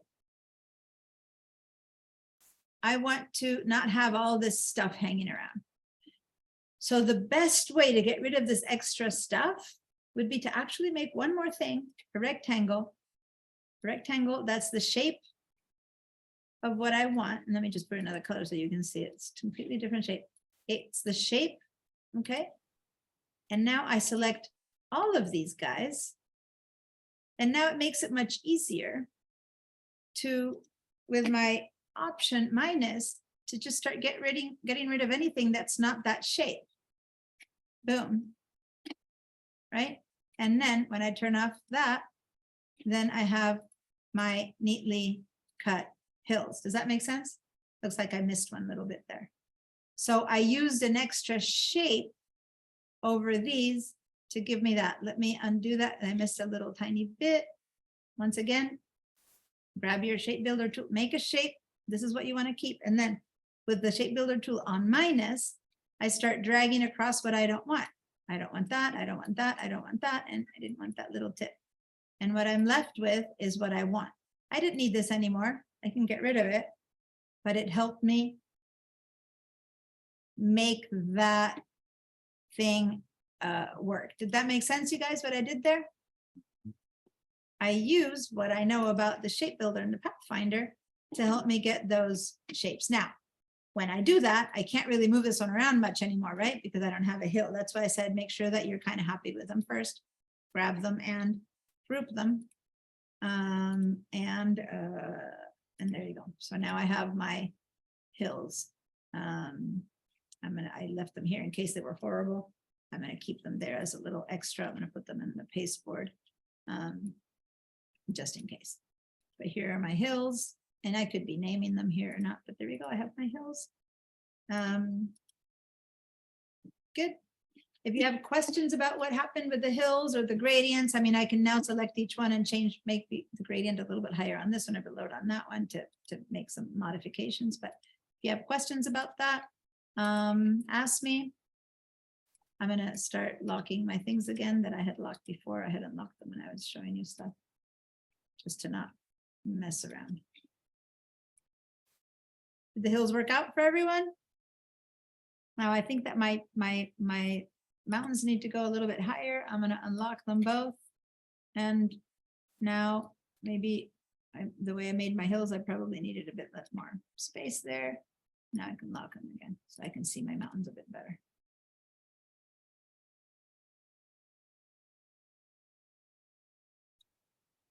All right. Give me a yes or a no if you need help. And if you don't need help, tell me what you want me to work on next. And if you just want me to shut up for a bit while you're working, I'll do that too. You're like, wait, that's fine. I can do that too. I'm not liking the angle of this top tower mountain. I'm going to just kind of move it over a little bit like that. I felt like it was falling. I'm locking it, but I really do lock and unlock and group things because then it's easy to work individually. Okay, that's kind of mainly what I wanted to show you in creating like a landscape is how I really work. If this were all loose pieces, I would be going crazy by now. So the subtle groups, mountain and snow, in and out, it all lets me efficiently work with my shapes. All right. Well, I guess I'm going to start with a tree. Okay, so, or should I just wait? You guys want to give me a yes if you're if you want me to start with a tree, give me a yes. If you're really not ready for me to start with a tree, give me a no, because I'd rather go back and help you with what you're struggling with. But it's not up to, I don't care if I finish the landscape. What I care about is to help you get whatever you're trying to get done. So if you're still struggling with the mountain, with the snow, with the sun, or with a hill, now's a good time to tell me that you need some help. And I got some no's there, but since I'm not really sure what I asked you to say no to at this point, because I kept talking, if you need help with any of these parts and pieces, raise your hand. And if you want me to start with a tree, say yes. So raise your hand if you need help. Start with a tree, give me a yes.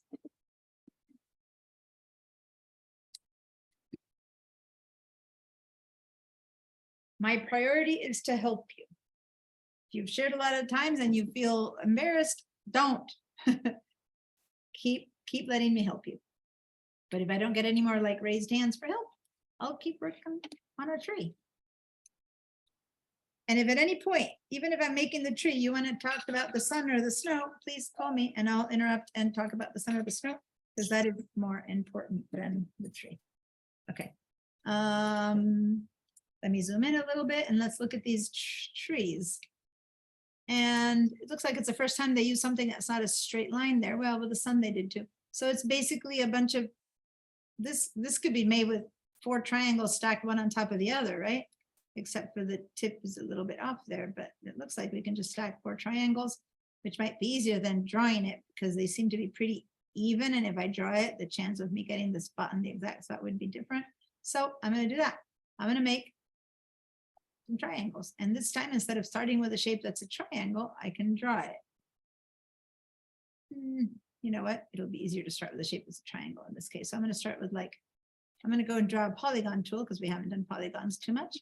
I'm going to choose a deeper green just to distinguish it. Knock, knock. Oh, yep, Amber. I'm at the point where I've covered my thing in a pink block and I'm trying to delete the extra. And I think it was the shape builder tool, but it's not selecting it correctly. Okay, first of all, let me head down here and use this as an example. I'll make my box, put it over this, right? Say that this is my box, right? And just so we all know that we're talking about the same thing as I did before, I'll make it pink. Great. Now, I now need to select all 5 of the shapes. That's what some people forget. Just select all 5 of the shapes because I'm affecting everything. And so that just might be my good old $26. What's the mistake? Selecting what you want to select. I don't know if that's it in your case, but select everything. Now, when you do the shape builder tool, hold down the Alt or Option key, then you start getting rid of what you don't want by just touching it, clicking, making a little line. But the key here was that everything has to be selected at once. Did that help? Was that it? Did it not? Yes. I think Yep. that's it. Okay. All right. Perfect. Any other question? Remember, I'd rather get you fixed with this than make one more tree. Nope. For now, I'm happy to go back to it. If you need to do it later, I'll repeat it. For now, let me work on the good old tree. And I was saying that it's easier to start with a triangle. So let me go to the polygon shapes because you can all click, click, click and make a triangle. But I'm trying to remind you how to do things with other ways. So I'm going to draw my triangle, my polygon out. And how do I get a triangle out of that? By taking sides away. Minus, minus, minus. I get a triangle, right? So I'm going to make sure that it's, in order to make sure it's straight, if I hit the Shift key, it'll force it to be straight, and then I'll let go. Now, in this case, I might have actually, oh, hold on, I'm getting 3 times they've asked me something from home. So I need to answer because I think something might be happening. Give me a quick question.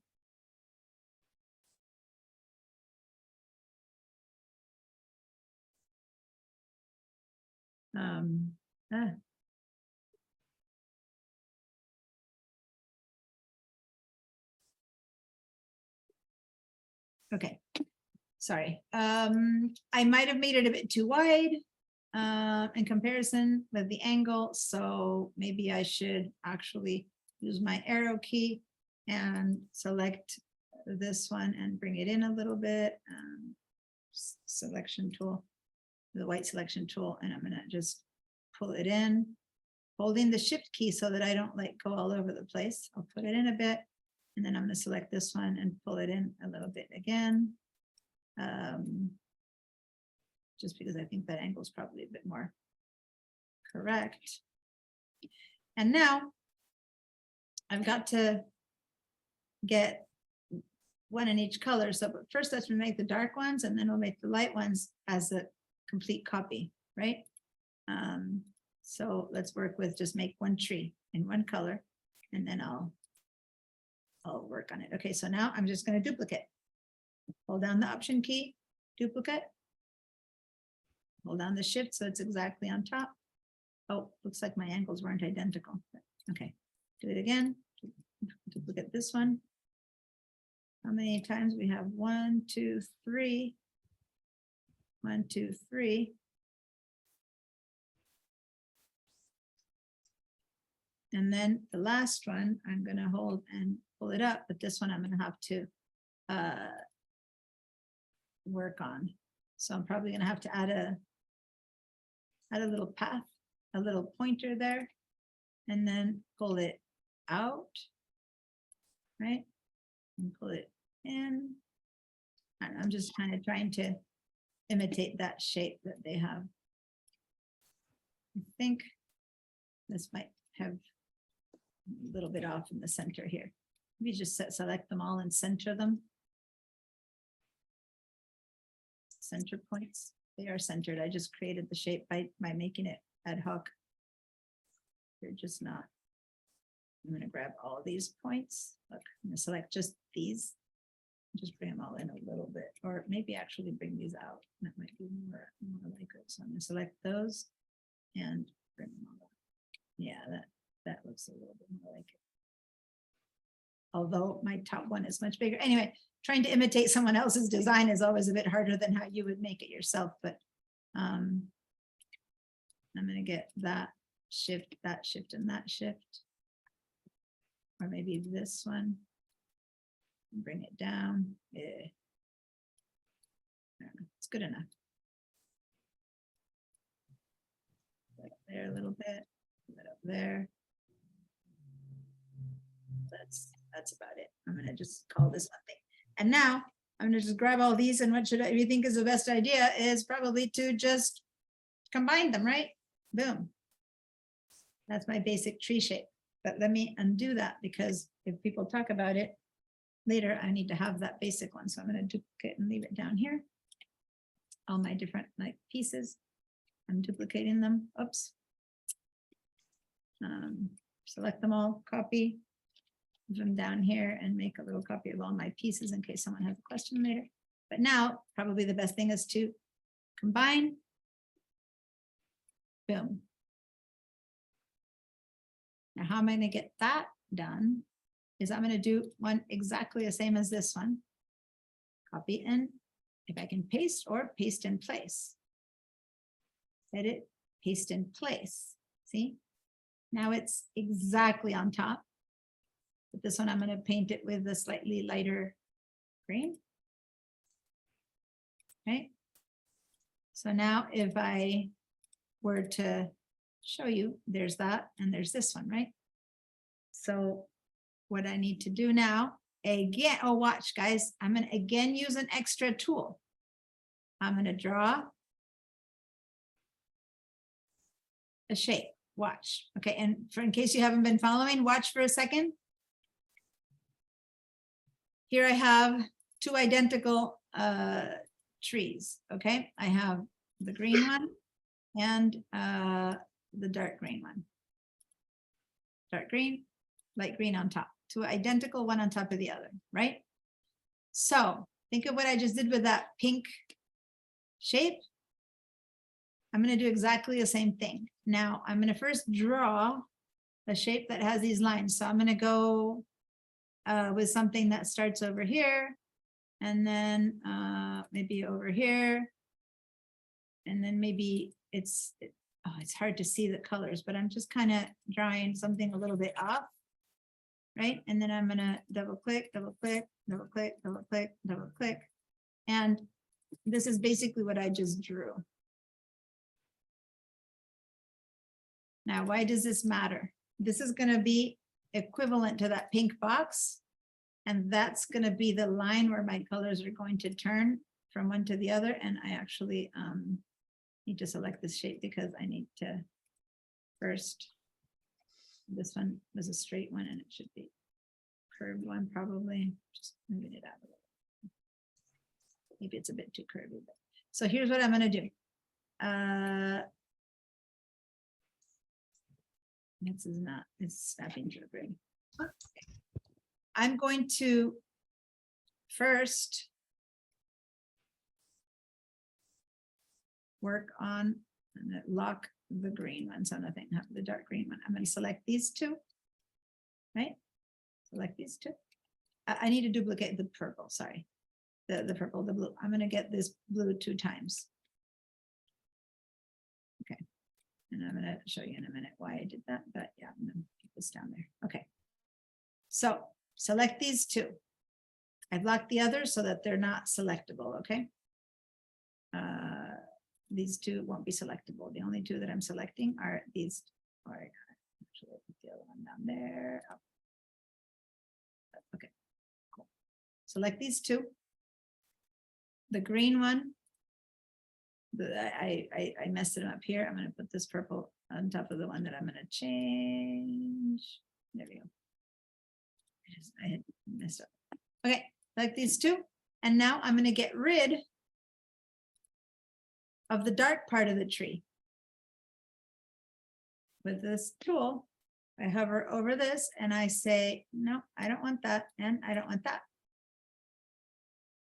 So what I just did is I have this. I just got rid of half of it. And it's not exactly right, but see what I mean? So I just gave it, I made a shape, a purple shape. I just duplicated it so they were, I have one to show this again. But I made a shape, this one, right? And I used it as my mask, if you want. I put it over the one that I only wanted half of. And then I used it to get rid of half of it. I'm going to undo undo. And one more undo and one more undo. And there we go. So now I still have both my shapes, green tree and blue. I have to keep choosing this because otherwise it's right. Green tree and light thing. Both are selected. Remember, both are selected. My shape builder tool is turning it into 3 parts and pieces. The intersection, the green, and the blue. I don't want the blue, so I hold down the Option key and get rid of it.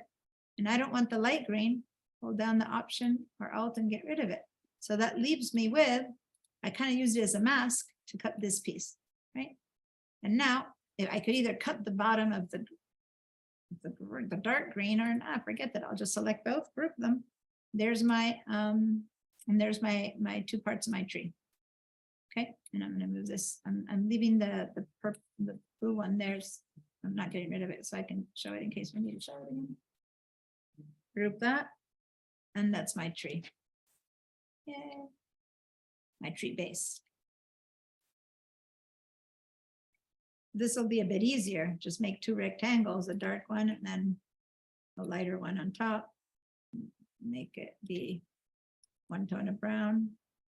I don't know, these are ugly browns, but let me use these browns. Those some prettier browns. And then copy by dragging my second one that's on top. I made it darker. And move it over a little bit more.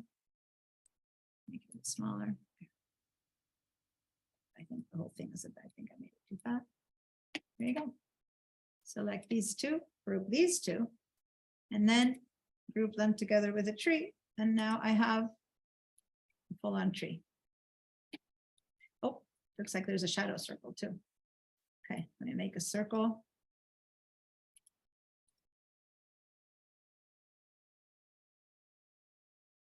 And then make a little like shade down there.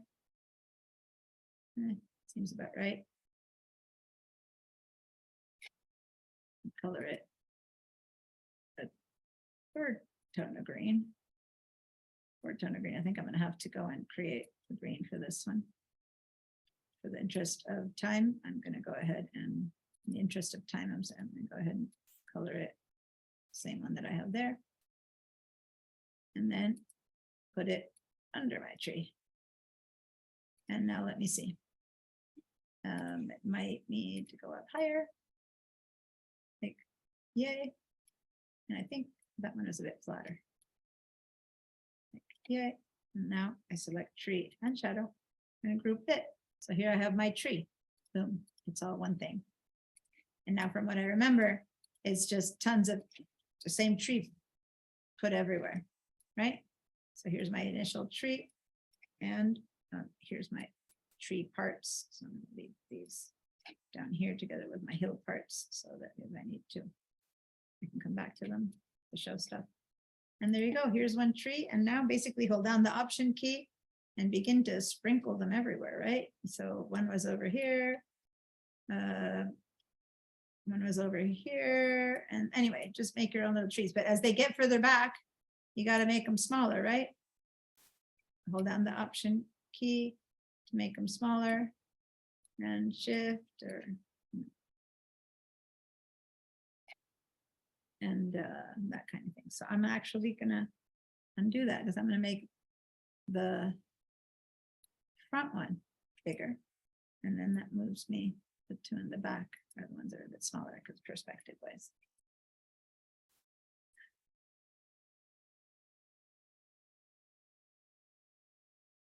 Whatever, let's sprinkle some happy trees everywhere. I'm going to select these three, in fact, and just duplicate that whole set over here.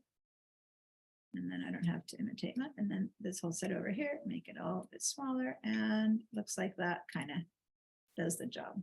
Alter their positions a teeny bit to make them look like they're a bit more random. And there you go. Got my trees. And I don't know that I need to join all the trees because I'll rarely move them all together, but ease of sake, so I don't have so many here, right? In my layers, I will select them all and group them because again, I rarely will do this to them, but in my layers, it simplifies my layers, right? Because right now I have all these other things that are sitting around and I want to make sure that they're not in the way. Move this path over here because it's one of the ones I use as mask. And there you go. Looking good, save. I'm looking and it's 4:40. I have a very important meeting today, unfortunately at 5:05, and I have to get in my car, drive home and have it from home because that message that I just heard is they need the car. So I'm gonna have to, it's a Zoom meeting, fortunately, I'm gonna have to, so obviously my tree, the angle, it's not identical, but anyway, there we go. I'm going to stop where I am, give it a Command Shift and select both, so kind of see where I'm at with all of them. And then shift over to the Padlet, give it a little plus, and this is kind of where I am. What? Deanna in progress. And I'm going to, oh, I did a screenshot, but in my paste and it doesn't paste. So I need to do this kind of screenshot where it stays as a file. Okay, and then I do need to know. So get that as a file from my desktop. Oh, shush. Is that it? No, that's the one that's not mine. Ah, shush. I hate it when my alarm reminds me of something that I'm very aware of. Thank you. Here we go. Upload and ready and publish. Okay, so that's kind of where we got to. I'm sure that with everything we did, you can probably figure out the rest, put a gradient on the background, make those little lines. These, by the way, yeah, what we didn't do is these, and there's no like one shape to do this from. This literally, I think you're just gonna have to grab a curvature and draw them, right? And make them yellow, because there's, I don't think you can cut this out from anything. And then the clouds, don't forget, there'll be a little bit down here that's a bit darker to give it a shade. And that one, and here, put 3 circles and check off the bottom like we did before. Okay. Send me your as much as possible filled ones that you have finished, and or put what you got till now and say, hey, that's it. And there you go. I would love to, to stay and keep helping, but today I really gotta go. I would love to see you in some other class, including if it's this summer or winter, or in some, some people take off a year or 2 and then they come back to see what the new Illustrator is doing. That works too. Or you want to learn some other skill that I teach, or any one of us teaches, I would love to, closing up a bunch of files.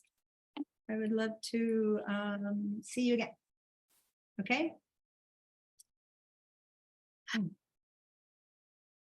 Not, what's the opposite of aloha? Thank you, Diane.